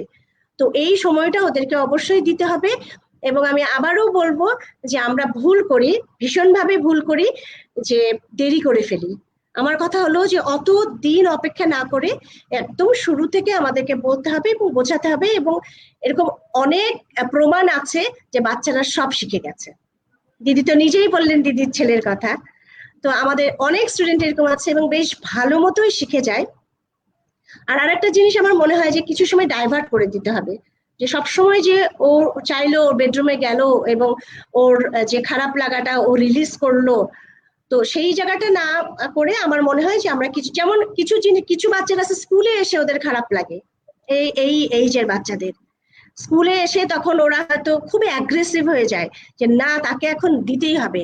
আমরা তখন ওদেরকে বোঝানোর চেষ্টা করি এটা তো স্কুল, স্কুলে এটা করা যায় না, তোমাকে তোমার বেডরুমে যে করতে হবে। আবার ধরেন যদি আমি বলি যে বাথরুমে, তো বাথরুম হবে কি, ওরা বাথরুম দেখলে হয়তো ওদের মনে হবে যে আমরা করে ফেলি। তো খুবই যেহেতু খুব সেন্সিটিভ ইস্যু, এবং আমাদেরকে বাবা মাদেরকে যেটা করতে হবে, আমি আমার বাচ্চাটা যেহেতু বেস্ট বুঝি, আমাকে ডিসিশন গুলো এইভাবে নিতে হবে। স্কুল বা টিচার বলেন, এনারা গাইডলাইন দিবেন এবং আমাকে ডিসিশন নিতে হবে আমার বাচ্চার জন্য কোনটা ভালো, আমার পরিবারের জন্য কোনটা এবং আমার জন্য কোনটা ভালো। দেন এইভাবে আমরা মনে হয় যে খুব একটা স্বস্তি জায়গায় যেতে পারবো। থ্যাংক ইউ মারুফা আপা, এটা আসলে অনেক কিছু আসলে আমরা নিজেরাও শিখছি। কি বলেন ডক্টর মহরি আপা? একদম একদম মানে অনেক কিছু আসলে আমি মারুফা আপার সাথে আরেকটু কথা অ্যাড করতে চাচ্ছি। ওই যে অনেক সময় যে যখন তখন ইচ্ছা হয় যখন তখন করা, আমরা যদি বাচ্চাদেরকে ঘরোয়া রুটিন করে দেই, কিছু কাজে যদি এনগেজ করি, এদেরকে যদি চিপ কাজে এনগেজ করি, ডাইভার্ট করি এবং অন্য যে কাজে তারা আনন্দ পায় সেরকম কোনো কিছু উপায় যদি তাদেরকে খুঁজে দেই, এনগেজ করি, তাহলে কিন্তু অবসর সময় কম থাকবে, এই দিকে ডাইভার্সনটা কম হবে। হ্যাঁ, একদম আমার মনে হয় আর কি। না, এটা খুবই আসলে যে কারণ আসলে ওরা তো আসলে জানে না, জিনিসটা জানে না যে কি করে মানে নিজেকে কন্ট্রোল করতে হয়। সো অ্যাজ এ প্যারেন্টস এবং যারা আমরা শিখাবো, আমাদেরকে আসলে একটা বলে দিতে হবে যে তুমি এখন বাইরে আছো, তুমি এখন বাইরে এই জিনিসটা করতে পারবে না, তুমি যখন ঘরে যাবে then you go to your room and then তোমার রিলিজ করো তোমার ইমোশনসটা। না, এটা আসলে আমাদেরকে যেটা বলেছেন যে আমাদেরকে ঘর থেকেই শিখাতে হবে। আমরা যে অ্যাজ এ প্যারেন্টস আমরা আমাদের বাচ্চাকে বেশি জানি। আমি কিছু কমেন্টস পড়তে চাচ্ছি যেগুলো আসলে পড়া হচ্ছিল না, বেশ ভালো ভালো কিছু কমেন্টস আসছে। আমি যদি একটু কমেন্টস গুলো একটু ফেরত পাই, আমাদের এখানে মনের খেলাঘর বলেছে we appreciate interactive engagement of the viewers with the resource persons online, and আরো কিছু comment, thank you so much মনের খেলাঘর। এবং বিদিশা কামাল বলেছে আয়োজকদেরকে অসংখ্য ধন্যবাদ গুরুত্বপূর্ণ একটি বিষয় নিয়ে আলোচনা করার জন্য, মারুফা আপাকে দেখে খুব ভালো লাগছে, আমাদেরও খুব ভালো লাগছে, বিদিশা আমাদের পাশে থাকবো। আব্দুল আলিম বলেছে খুবই গুরুত্বপূর্ণ আলোচনা, ধন্যবাদ আয়োজনকারী ও আলোচকদেরকে। Abdul Alim thank you so much, আমাদের পাশে থাকুন। এবং জয়া জয়া উনি বলেছেন এই বিষয়গুলো নিয়ে এখনো যারা সচেতন হননি, আশা করি আজকের আলোচনার পর থেকে বিষয়গুলো চিন্তায় রাখবেন। একদম ঠিক বলেছেন জয়া জয়া, যে আলোচনাটা আমরা নিয়ে এসছি এ কারণেই যেন আমরা কাউকে সচেতন করতে পারি। আমরা যেন, কারণ আমরা আসলে নিজেরা লজ্জা পেয়ে আমরা কিন্তু সচেতন হচ্ছি না। দিন মোহাম্মদ আমাদের খুবই ভালো বন্ধু বলেছে it's good program, thank you দিনও আমাদের পাশে থাকো। Thank you. আমরা এবার জলি জিম বলেছে খুবই গুরুত্বপূর্ণ বিষয় নিয়ে আলোচনা, আমাদের সকলের উপকার হবে আপা, তাই শেয়ার করেছি। থ্যাংক ইউ জলি জিম, আমাদের পাশে থাকো। এবং আমি জানি যে জলি জিম নিজেও একজন মানে অটিস্টিক চাইল্ড আছে এবং আমাদেরই বাচ্চাদের এজ। তানিয়া তাসনিম বলেছে খুবই প্রয়োজনীয় একটি বিষয় নিয়ে আলোচনা করার জন্য, সবাইকে অনেক ধন্যবাদ। Tania, thank you so much আমাদের পাশে থাকার জন্য। আসলে যেটা আমার কাছে, এই যে আপনারা যে বললেন যে আমি আমার ছেলেকে যেটা দেখি যে ও আমার কাছে আসে, আমার চুলের গন্ধ নিতে খুব পছন্দ করে। অ্যাজ এ মা আমার কিন্তু ভালো লাগে যে আমার ছেলেটা আমার ক্লোজ হচ্ছে এবং গায়ের আমার চুলের গন্ধটা নিচ্ছে, আমার কিন্তু ভালো লাগে। কিন্তু এই কাজটা যখন ও অন্য কারোর সাথে করবে, আমার তখন মনে হচ্ছে যে no, it's not right. Because as a মা আমার মনে হচ্ছে যে না, আমি আমার বাচ্চাটার সাথে খুব ক্লোজ, হি ইজ মাই সান, এবং আমার ওকে আদর করতে ইচ্ছা করে মুহূর্তে। কিন্তু আমি যখন অ্যালাউ করছি এই জিনিসটা, he is transferring, he is doing it to the other people. That means হচ্ছে যে আমাকে ওকে শিখাতে হবে যে না, এখন তুমি বড় হয়েছো, দ্যার ইজ সাম স্পেস। যদিও খারাপ লাগে নিজের সন্তানকে দূরে সরিয়ে দিতে, but I don't have the choice. আমার মনে হয় যে যে এই জিনিসটা যখন, বাট আমি একটা জিনিস ওকে বলি যে আমিও mother, you can do it to my hair, but যখন অন্য কেউ আসবে তুমি টাচ করবা না। সো আমি এইভাবে ওকে শিখাই, no touching, no touching. So এই জিনিসগুলো ও বুঝতে পারে। মানে ও আসলে যেটা বলি যে আমি লজ্জা পেয়ে আমার ছেলেকে কিছু শিখাতে চাই না, আমি আমার ছেলেকে শিখাতে চাই যেটা ওর জন্য সেফ। এই যে আপনি একটা কথা বললেন মারুফা হোসেন, যে অ্যাবিউজিভটা হচ্ছে, যে অ্যাবিউজিভটা কেন হচ্ছে? কারণ আমরা আমাদের বাচ্চাগুলোকে ভালো করে গাইডেন্স দিচ্ছি না, আমাদের বাচ্চাগুলোকে আমরা ছোট থেকে শিখাচ্ছি না। ওরা তো জানে না। ওরা যদি বলতে পারতো, ওরা যদি জানতো কোনটা রাইট এবং কোনটা মানে ওদের জন্য ভালো, তাহলে ওরা এই অ্যাবিউজিভটাতে ওরা শিকার হতো না। কিন্তু কেন হচ্ছে? কারণ আমরা প্যারেন্টসরা খুবই লজ্জা পাচ্ছি। আমরা মনে করছি যে আমাদের সোসাইটিতে, আমাদের কালচারে এগুলো অ্যালাউ করে না, আমরা আমাদের বাচ্চাগুলোকে কিছু শিখাবো না। তাহলে বাচ্চাগুলো কি করছে? They are exposing themselves in public. So এটা থেকে আমাদেরকেই বিরত করার জন্য আমাদেরকে ছোট থেকে বাচ্চাদেরকে শিখাতে হবে যে তুমি এখন চেঞ্জ হচ্ছ, তোমার এই ফিলিংসটা হচ্ছে, তুমি এখন এইভাবে নিজেকে কন্ট্রোল করতে শিখো। আমি এখন একটা খুবই ইন্টারেস্টিং একটা ব্যাপার আমি যাব। এটা আমার অ্যাজ এ মাম হিসেবে আমি দুইজনের কাছ থেকে আমি এটা জানতে চাই। আসলে এখানে বলেছে because ওরা disabled, because they have got special need. As a parents, আমার কি এটাকে কি মানে কি অ্যালাউ করতে, ওর যে গ্রোথটা, এটা কি আমার ওকে কি অ্যালাউ করতে দেওয়া উচিত, বা মানে এটা কি আমাকে স্টপ করে দেওয়া উচিত? কারণ এটা নিয়ে অনেক আপনি তর্ক বিতর্ক হচ্ছে। কারণ ওরা মনে করছে যে ওদের যে ফিলিংসটা, আমরা যদি একটা ছোট অপারেশন থেকে, because it's not safe to look after them, because ওরা অন্য মেয়েদের উপরে হয়তো অ্যাটাক করতে পারে, কিংবা ও মেয়ের কোনো মেয়ে তার নিজের ফিলিংস এর জন্য অন্য কোনো ছেলের শিকার হতে পারে। তাহলে এটা কি, এটা as a parents what do you think? Should we stop them, or should we like stop like growing, যে নর্মাল ভাবে যে যারা ন্যাচারাল ভাবে বড় হচ্ছে, এটা আমাদের স্টপ করে দেওয়া উচিত? আমি এটা ডক্টর বাসনা মোহরি আপা আপনার কাছে, আমি একেবারে এটার এগেইনস্টে। আমরা নর্মাল ফিজিওলজিটাকে কখনো স্টপ করার পক্ষে না। আমরা শুধু বলবো, যেমন আমি, আমার ছেলের বয়স 32 বছর, অনেক কিছু তখন যে ছিল 90-এর দশকে, আমরা অনেক কিছুই জানতাম না। আমরা যদি আমাদের এই বিশেষ শিশুদের একেবারে পুবার্টেল আগে থেকে এগুলা শেখানোর চেষ্টা করি, এদের মোটিভেট করা, এদেরকে শেখানো অনেকভাবে সম্ভব। আর যেই সমাজে আমরা বাস করি, যাদের দ্বারা আমাদের বাচ্চারা অ্যাবিউজড হয়, সেই সমাজকে আমাদেরকে সচেতন করতে হবে। আমরা কোনোভাবেই একজন মানুষের নর্মাল ফিজিওলজিটাকে সে ডিফারেন্টলি এবল বলে, সে ডিসেবল বলে সেটা স্টপ করে দিতে পারি না। সেটা তার কি বলবো, মানুষের অধিকারের একটা জিনিস, সে তার জন্মগত অধিকারকে সে ডিসেবল বলে, সে অন্যদের দ্বারা নির্যাতিত হবে বলে তাকে আমি আরেকটা ডিসেবিলিটি করে দিব, সেটা আমার তো মনে হয় সেটা আইনগতভাবে, নীতিগতভাবে, মানবিক দৃষ্টিকোণ থেকে সেটা কোনোভাবেই না। আমাদেরকে দুটো দিকে কাজ করতে হবে। আমরা প্যারেন্টস হিসাবে আমাদের বাচ্চাদেরকে এটা শেখাবো, 100% না শিখলেও ওরা 50% তো শিখবে, চেষ্টা করলে 100%ই হবে। আর যেই সমাজের মধ্যে আমাদের বাচ্চারা নির্যাতিত হয়, সেই সমাজের যাতে পরিবর্তন হয়, সে অমানুষদের যাতে মানবিক পশুর আচরণটা, আমি এভাবেই বলবো, সেগুলোর যাতে পরিবর্তন হয়, সেটার দিকে আমাদেরকে দৃষ্টি রাখতে হবে, মানুষকে সচেতন করতে হবে। আমি একেবারে ঘোর বিরোধী এটার। Thank you so much doctor Basana Mouri. আমিও মা এবং আমি এটা বিলিভ করি যে আই হ্যাভ নো রাইট, আমার কোনো রাইট নেই আমার বাচ্চাকে নর্মাল ডেভেলপ থেকে বিরত রাখা। আমার কোনো রাইট নেই, ওর যে ফিলিংসটা হচ্ছে আমাকে এটা থেকে স্টপ করে দেওয়া। I have no right, because আমি ওর মানে গার্ডিয়ান, আমার এই পাওয়ারটা আল্লাহ আমাকে দেয়নি এবং আমার এটা উচিত না করা। Thank you. এখন আমি মারুফা হোসেনের কাছে এই জিনিসটা জানতে চাইবো। সব সময় কেন আমাদের বাচ্চাদের চেঞ্জ হতে হবে, এটা আমি বুঝি না। মানে হ্যাঁ, সমাজ কেন চেঞ্জ হবে না? আমার কথা হলো যে এই বাচ্চাগুলো পৃথিবীতে এসছে আমাদের কারণেই তো না, আমরা নিয়ে এসছি ওদেরকে।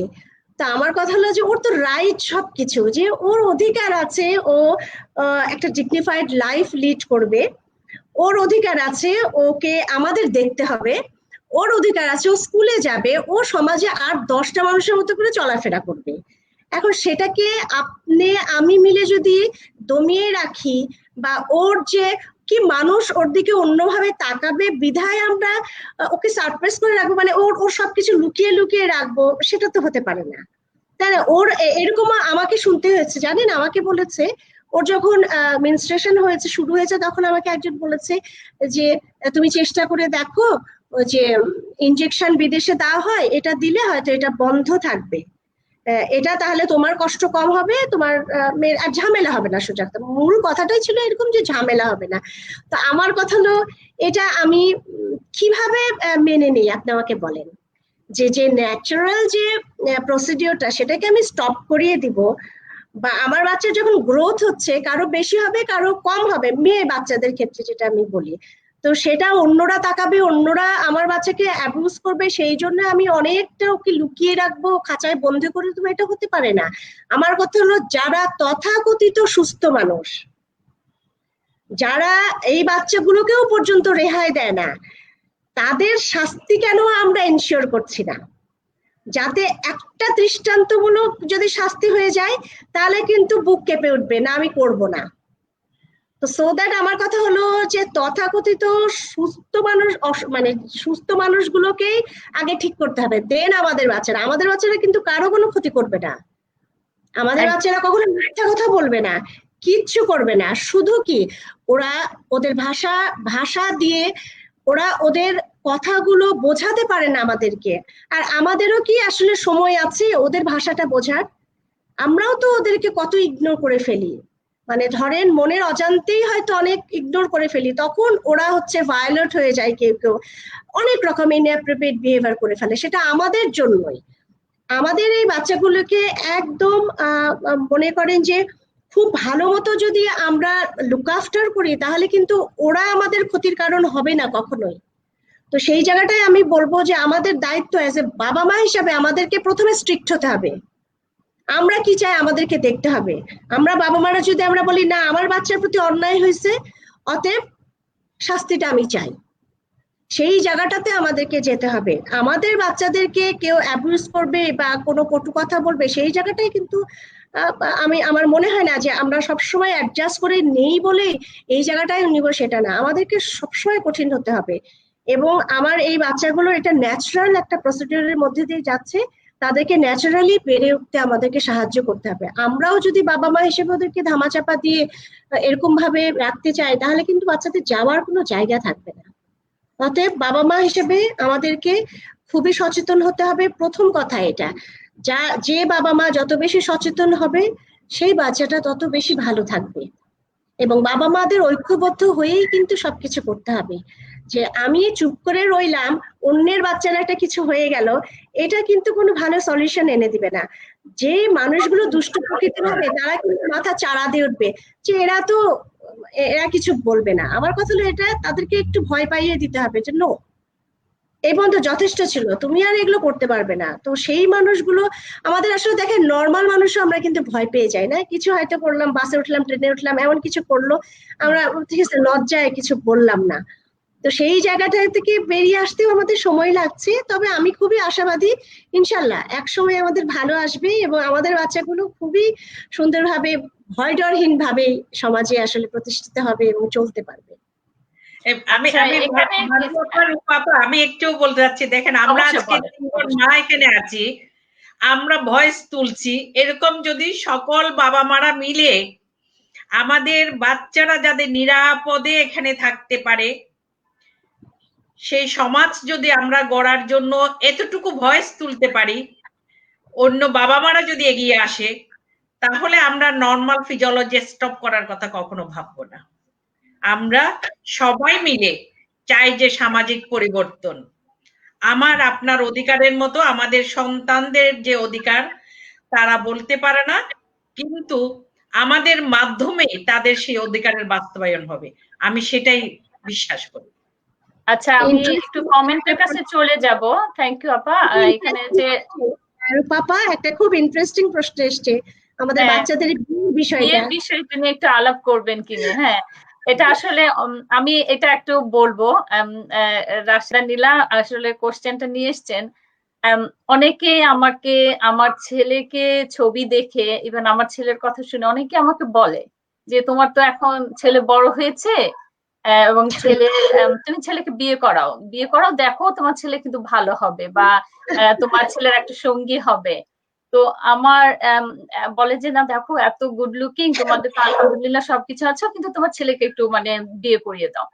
তো তখন আমি না একটা জিনিস বলি যে হ্যাঁ, আমি জানি না এখন আমার ছেলে বিয়ে হবে কিনা, আমি জানি না, বা আসলে আমি আজকে আপনাদের সাথে খোলাখুলি ভাবে বলি যে আমার আমার একটা ভয় হয় যে আমার ছেলের মানে লাইফে কেউ এসে আবার তাকে কষ্ট দিয়ে চলে যাবে। তো এই একটা জিনিস আমি একটা ভয়ে থাকি যে আমি হয়তো একটা মেয়ে পছন্দ করে নিয়ে আসলাম আমার ছেলের জন্য, এবং ওই মেয়েটার কথাও চিন্তা করি যে আমি কি ওই মেয়েটার লাইফটা নষ্ট করে দিব আমার ছেলেটার সাথে জড়িত করে। কারণ একটা সবাই তো চায় যে তার হাজবেন্ড লুক আফটার করুক, বাট আমার ছেলে তো ওই মেয়েটাকে লুক আফটার করতে পারবে না। তো তখন আমার মনে হয় যে আমি আসলে খুব দ্বিধার মধ্যে থাকি যখন মানুষ আমাকে এই কথাগুলো বলে। আমি আসলে জানেনই তো যে স্পেশালিস্ট চিলড্রেনদের প্যারেন্টস হলে যেটা হয়, মানুষের অ্যাডভাইসের কোনো থাকে না, লিমিটেশন থাকে না, আপনি সব দিক থেকেই অ্যাডভাইস এবং গাইডেন্স গুলো আসে আর কি, যে এটা করো এটা করো। তো আমি আসলে জানি না যে আমার ছেলের বিয়ে নিয়ে আমি এখন পর্যন্ত চিন্তা করতে পারিনি, এবং আমার কাছে মনে হয়েছে যে আমি still in a very confused, ওই ট্রানজিশনে আছি যে আসলে আমি কোনোদিন আমার ছেলের জন্য মেয়ে আসলে পছন্দ করব কিনা। But thank you. আমি এই কোশ্চেনটা যদি কেউ আনসার করতে চান আর কি, বাসনা আপা আপনি যদি করতে চান। আমরা তো তিনজনেই এখন এখানে মা, আমাদের প্রত্যেকেরই ছেলে মেয়ে আছে এবং বিবাহযোগ্য, সেটাই। তো আমরা নিজেদের মনোভাবটা প্রকাশ করতে পারি। তো আমি মনে করি এটার উত্তরটা হবে ইন্ডিভিজুয়ালাইজড।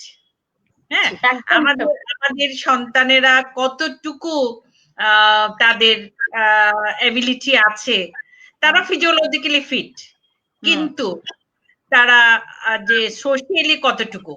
হ্যাঁ, তো আমার ছেলের কথা অনেকে বলেছিল যে একবার আমি ভেবেও ছিলাম যে কোন একজন গরিবের মেয়েকে পেলে নিয়ে আসি, কিন্তু আমি ভাবলাম শুধু আমার ছেলেকে ফেলে যাবে না, ওই মেয়ের একটা নর্মাল লাইফ আছে, তার জীবন করতে পারি না। আমার উত্তর ছিল এটাই। হ্যাঁ, আমার ছেলের জন্য আমরা থাকবো না, তখন তার জন্য একজন গার্ডিয়ান রেখে গেলাম বা তাকে সাপোর্টের জন্য একজন রেখে গেলাম, কিন্তু সে মেয়েটা যে ঘরেরই হোক তার তো একটা নিজস্ব জীবন আছে, সেটাকে তো আমি একজন মানুষ হিসাবে কোনোভাবে মিসইউজ করতে পারি না। এটাই হলো আমার একদম এই চিন্তাটা যে আমি একটা মেয়ের জীবন নষ্ট করব। হ্যাঁ, আমার কাছে যেটা মনে হয় সংসার খুব একটা কমপ্লেক্স জায়গা, আমরা হিমশিম খেয়ে যাচ্ছি যে ম্যানেজ করতে করতে। সেই জায়গাটায় আমাদের বাচ্চারা কিভাবে এটাকে ম্যানেজ করবে, আমি আমি মানে আমার ডাউট আছে। অনেকের হচ্ছে অটিজমের বৈশিষ্ট্য সম্পন্ন, আমার আমার জানা মতে বিয়ে ছবি টবিও আমি দেখছি, বেশ বিয়ে টিয়ে দিয়ে ফেলছেন, পরের কিছু আমি জানি না পরে কি হচ্ছে না হচ্ছে। এবং এটা ফলো আপ করা দরকার।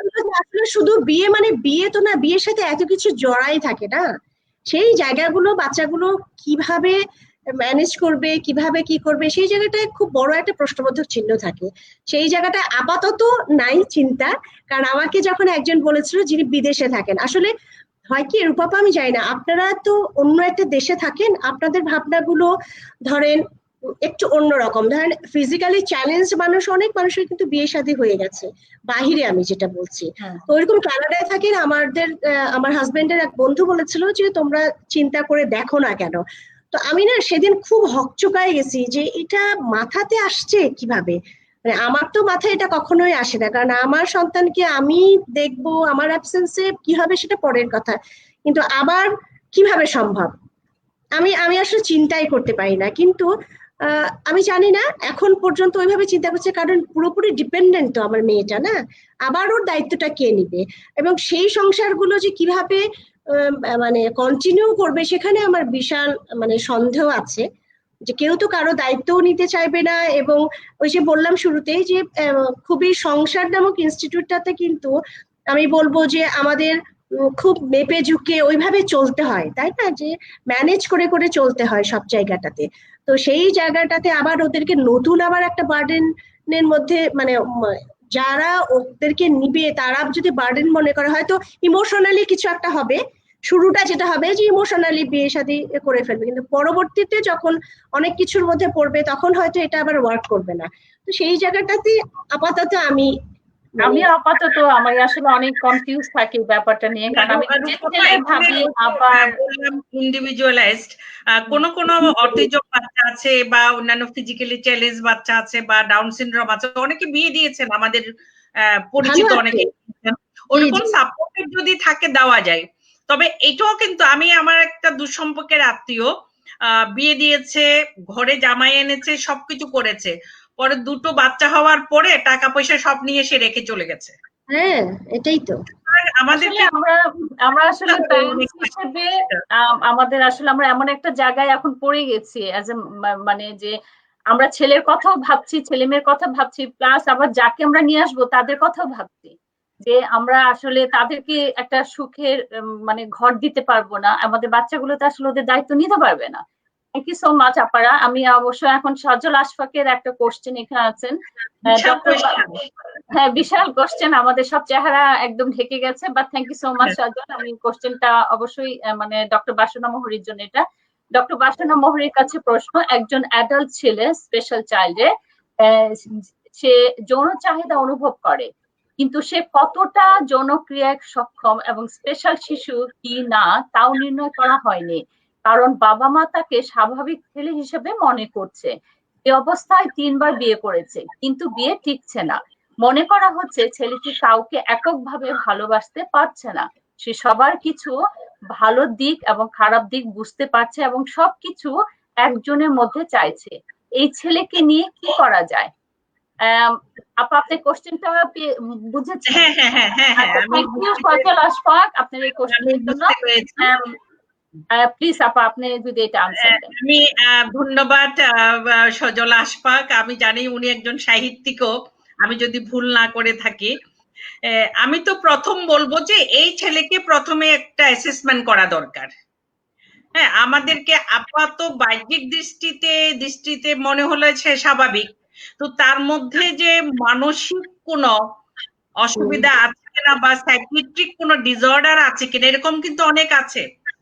হ্যাঁ, সাইকিয়াট্রিক ডিসঅর্ডার আছে, তাকে একজন সাইকিয়াট্রিস্টকে দেখানো দরকার, দেখাই অ্যাসেসমেন্ট করা দরকার। হ্যাঁ, কেন তার এই সমস্যাটা হচ্ছে।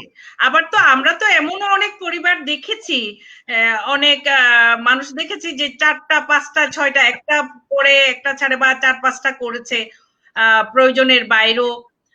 এখানে কি বিয়েটা কি শুধু সেক্সের জন্য নাকি অন্য কিছুর জন্য? হ্যাঁ, আর যদি শুধু সেক্সুয়াল নিডেই হয়ে থাকে তাহলে একটা ছেড়ে আরেকটা কেন করবে? তার ওই নিডটা তো সে একজনের মধ্যেই ফুলফিল করতে পারে, সেটা আমি একদম ওপেনলি বললাম। তো আমার শুধু অনুরোধ থাকবে বা আমার সাজেশন যেটা, এটা যদি সত্যিকার ভাবে এরকম কোনো ঘটনা হয়ে থাকে, এই ছেলেটাকে একজন সাইকিয়াট্রিস্টকে দেখানো দরকার এবং সাইকোলজিক্যাল কাউন্সিলিং এরও দরকার, এই দুটো করা দরকার। আচ্ছা আপু, আপনার কি মনে হচ্ছে যে ফ্যামিলিজ মানে ডিনাই করছে যে বাচ্চাটার কোনো প্রবলেম আছে, ছেলেটার কোনো প্রবলেম আছে?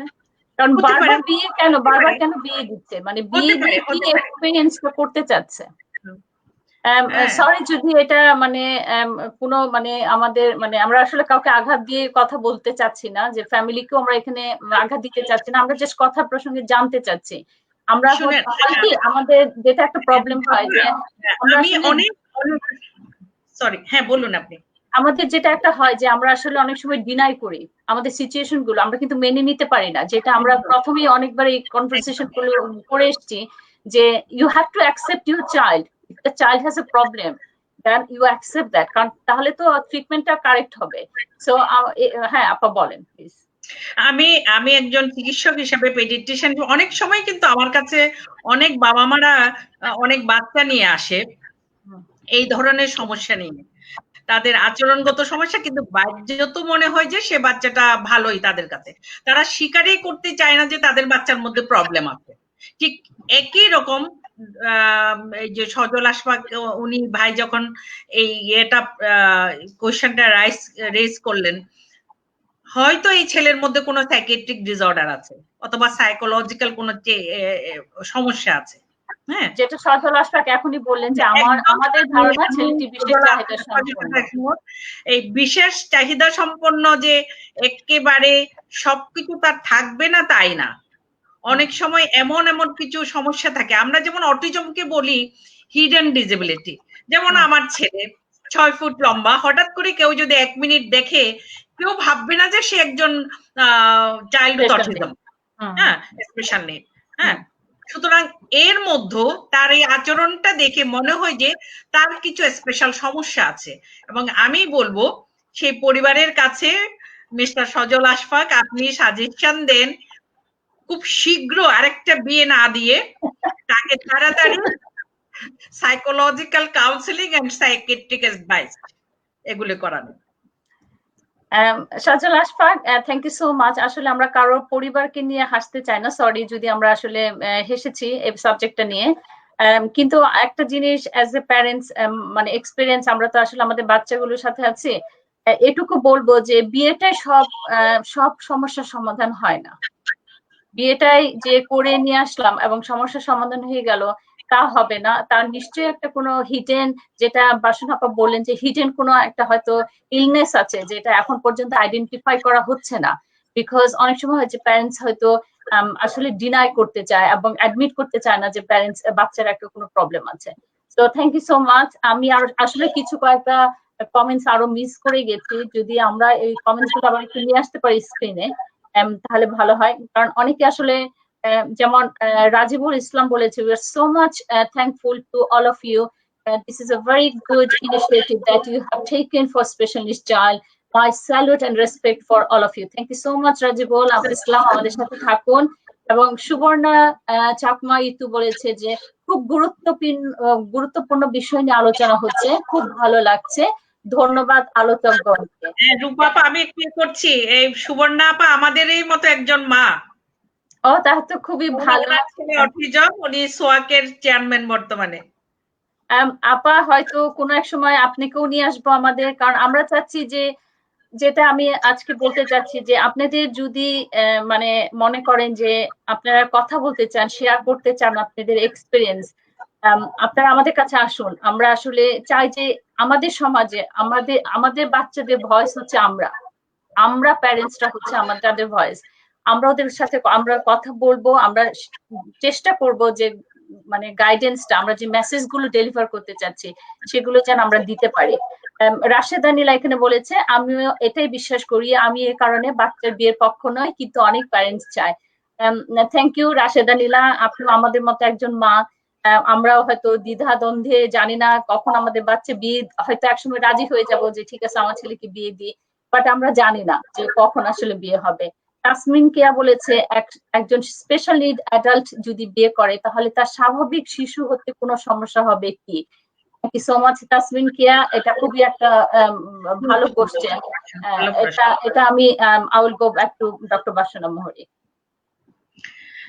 এখন এটা একেবারে স্ট্রেট ফরওয়ার্ড উত্তর দেওয়া কঠিন।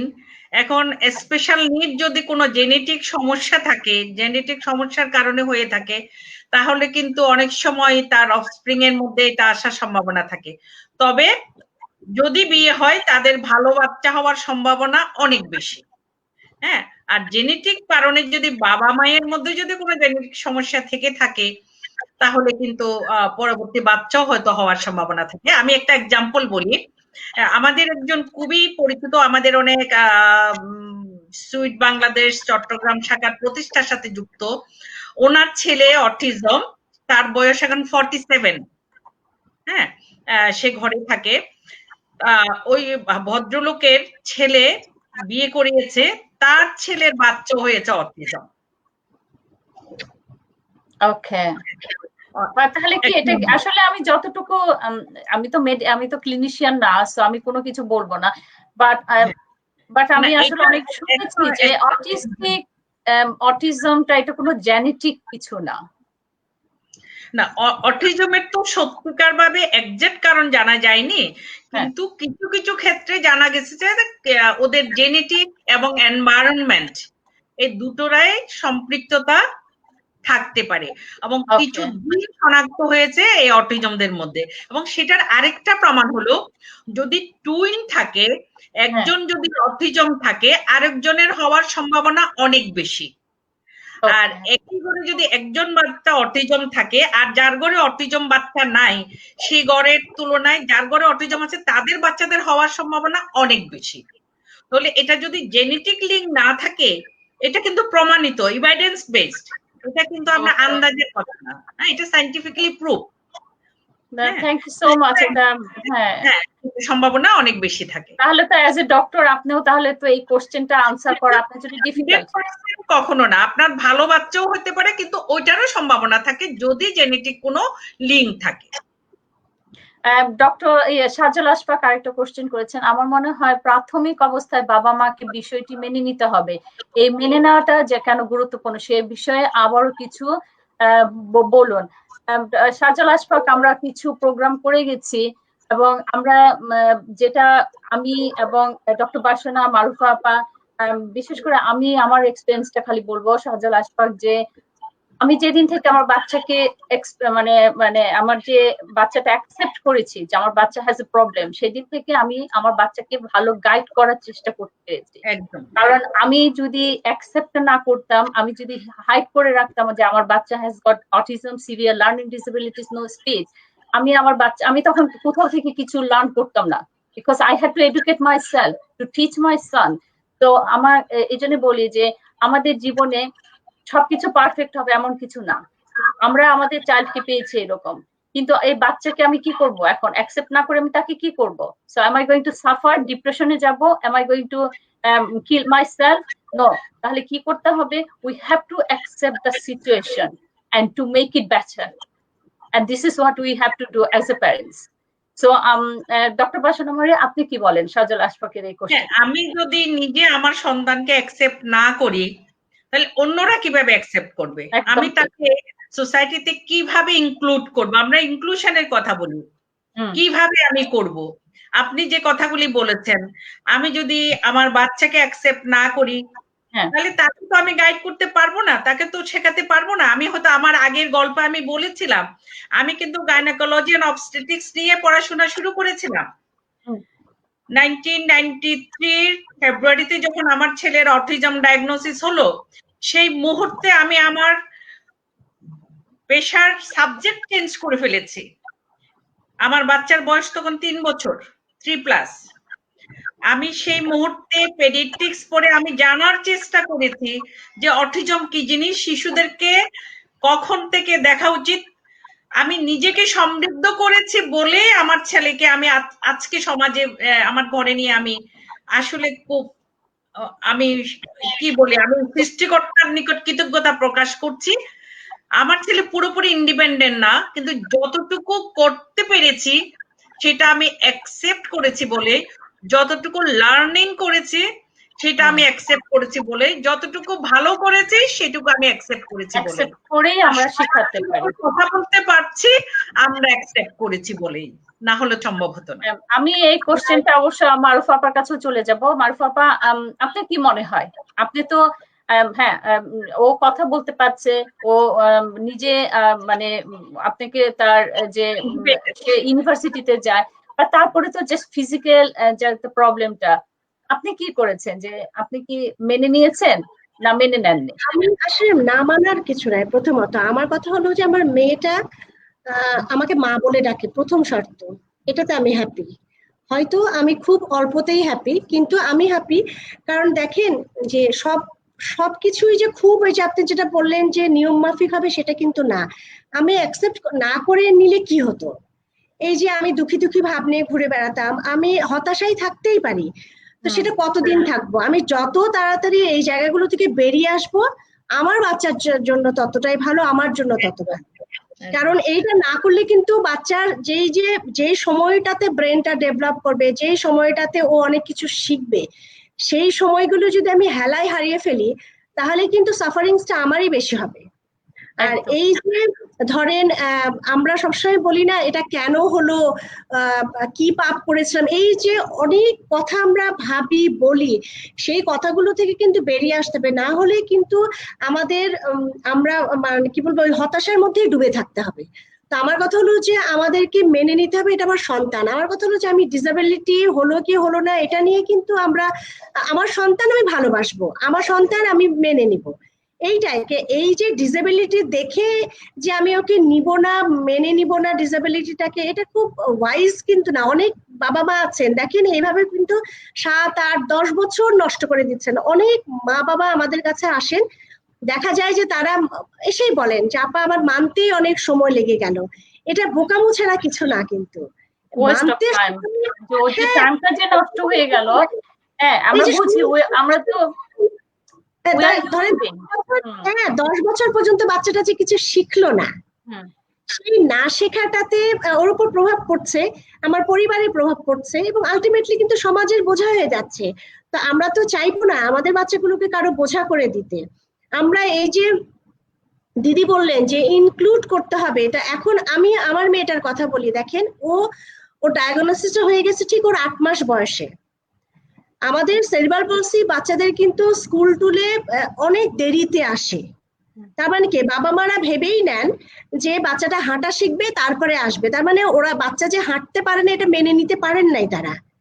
তাদের ধারণা যে হাঁটা শিখলেই তার মানে সে হচ্ছে অন্য কিছুতে ইনভলভ হতে পারবে। মেইন ফোকাসটা থেকে হাঁটাতে, তাকে যতদিন হাঁটতে না পারবে ততদিন পর্যন্ত আমরা কোনো কিছুতে ইনক্লুড করব না।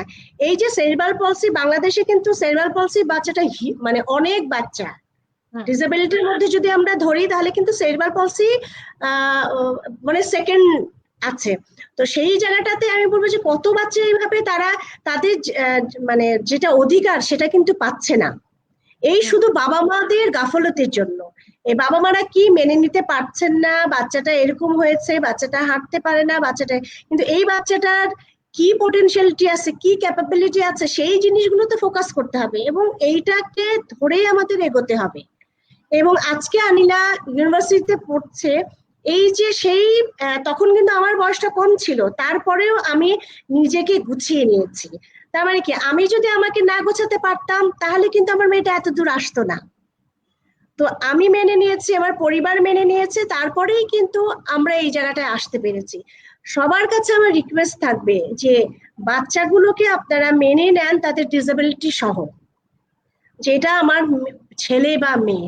তাছাড়া কিন্তু আমরা এগোতে পারবো না, আমাদেরকে কেউ এসে ওদের অধিকার দিয়েও যাবে না, কেউ না, ঘরে এসে কেউ কাউকে কিছু দেয় না। সো দ্যাট আমাদেরকে, আমি যদি মেনে না নিই, আমার পাশের বাড়ির মানুষের কি ইচ্ছা যে আমার বাচ্চাটাকে তারা মেনে নিবে বলেন। সো দ্যাট বাবা মা হিসেবে মেনে নিতে হবে প্রথমেই, তার সন্তান যেটাই থাকুক না কেন, সন্তান সন্তান। তারপরে না আমরা আশা করব সমাজের মানুষ বা পাশের বাড়ির মানুষ এইভাবে। আর দিদিরও তো বিশাল বড় জার্নি, লম্বা জার্নি। তো দিদিও এই জায়গাগুলো দিয়েই পার হয়েছেন। রূপাপা, ডক্টর সজল আশফাক আরেকটা প্রশ্ন করেছেন। রূপাপা কি চলে গেছেন? তাহলে আমরা চালাই। রূপাপার বোধহয় কোনো একটু সমস্যা হয়েছে। অনেকে নিজের মতো করে এইসব বাচ্চাদের ম্যানেজ করার চেষ্টা করেন, বিষয়টি চেপে যান, কিন্তু এদেরকে ম্যানেজ করা বিজ্ঞানসম্মত উপায় কি? আমি তো বলবো আমাদের হয়তো ওরকম সিস্টেম এখনো ডেভেলপ করেনি, কিন্তু আমাদের আছে।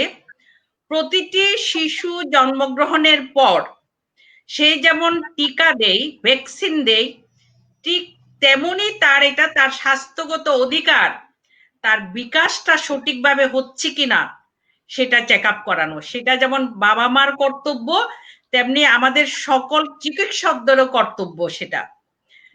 হ্যাঁ, যে শিশুর বিকাশ ঠিক মতো হচ্ছে কিনা। যদি বাবা মার মনে হয় যে তার শিশুর ডেভেলপমেন্ট বা বিকাশটা ঠিক মতো হচ্ছে না, তাহলে তার রেসপেক্টিভ চিকিৎসকের সাথে দেরি না করে এ বিষয়ে কনসাল্ট করা উচিত। কারণ প্রত্যেকটা ডিসেবিলিটিরই কোনো না কোনো পদ্ধতি আছে ওভারকাম করার। সেটা সিরিব্রাল পলসি হোক, সেটা বুদ্ধি প্রতিবন্ধী হোক। যেমন ধরেন বুদ্ধি প্রতিবন্ধী, আমাদের দেশের বুদ্ধি প্রতিবন্ধিতার একটা অন্যতম কারণ হচ্ছে হাইপোথাইরয়েডিজম। আমি যদি সে হাবাগোবা, তাকে সে হাবাগোবাই থাকবে। আমরা জানেন, বিশ্বাস করবেন, আমি এই করোনার আগে 11 বছরের একটা মেয়েকে নিয়ে আসছে, তার হাইটে বাড়ছে না। আমি তার হিস্ট্রি শুনে তাকে এক্সামিন করে দেখলাম যে এটা একটা কনজেনাইটাল হাইপোথাইরয়েডিজম। এবং এই মেয়েটা যদি প্রাথমিক পর্যায়ে সঠিক চিকিৎসা পেত, সে সম্পূর্ণ বুদ্ধি সম্পন্ন হতো এবং একটা ট্রিটেবল কন্ডিশন। থ্যাংক ইউ আপা। আছেন অনিল আপার মেয়ে সিরিব্রাল পলসি, কিন্তু সে ইন্টারভেনশন পেয়েছে বলে আজকে সে ইউনিভার্সিটিতে পড়ছে। এটা হ্যাঁ সত্যি কথা যে আসলে ফ্যামিলিটা হচ্ছে একটা হোম। এই ফ্যামিলিটা হচ্ছে কি একটা কমফোর্ট জোন। আমরা আর আমাদের বাচ্চাটা হচ্ছে আমাদের নিজেদের। সো আমরা যদি আমাদের বাচ্চাগুলোকে রেসপেক্ট না করি, আমরা আমাদের বাচ্চাগুলোকে যদি মেনে না দিই, তাহলে আমাদের বাইরের কেউ কিছু আমাদের বাচ্চাগুলোর জন্য করবে না। আমরা আমাদের বাচ্চাগুলোকে যদি ভালোবাসা না দিই, আমরা বাইরের লোককে অ্যালাউ করছি আমাদের বাচ্চাগুলোকে আঘাত করার জন্য। সো আমাদের ভালোবাসাটা আসতে হবে আমাদের ঘর থেকে, আমাদের বাচ্চাগুলোর জন্য। হ্যাঁ, বাচ্চা হয়ে গেছে, কষ্ট হচ্ছে অবশ্যই, কারণ একজনের সময় নেয় মেনে নিতে, একজনের কম হয়তো তাড়াতাড়ি মেনে নেন। এটা ডিপেন্ড করছে ইমোশনাল আপনি কতটুকু স্ট্রং। বাট সময়টা নষ্ট হয়। আমাদের এক্সপিরিয়েন্স থেকে বলছি যে মেনে যদি না নিতে পারেন, সময়টা কিন্তু আপনি নষ্ট করছেন বাচ্চার উপরে। আমাদের এখানে কিছু কমেন্টস আছে, যে লাতিফা খানম উনি বলেছেন যে এবিএ থেরাপি সম্পর্কে একটু বলুন। আমাদের কিছু আরো যদি কমেন্ট গুলো আছে, আহনাফ আসমাইন আয়ান বলেছে যে আপা এবিএ থেরাপির উপকারিতা কি। আমরা যদি আরো কিছু কমেন্ট করি, ইসরাত আরা কেকা বলেছে রেসপেক্ট ফর অল মাদার্স। আমরা আপনারা যে আমাদেরকে এই যে রিনা দেবী ত্রিপুরা বলেছেন খুব প্রয়োজনীয় বিষয় নিয়ে আলোচনা করার জন্য সকলকে ধন্যবাদ। আমরা আসলে আজকে যে সাবজেক্টটা নিয়ে কথা বলছি, এখানে মনের খেলা ঘর কমেন্ট করে যাচ্ছেন যে we believe that a sensible community of special child parents and society members would make the best possible for the special needs children. Thank you so much all of you for your comments.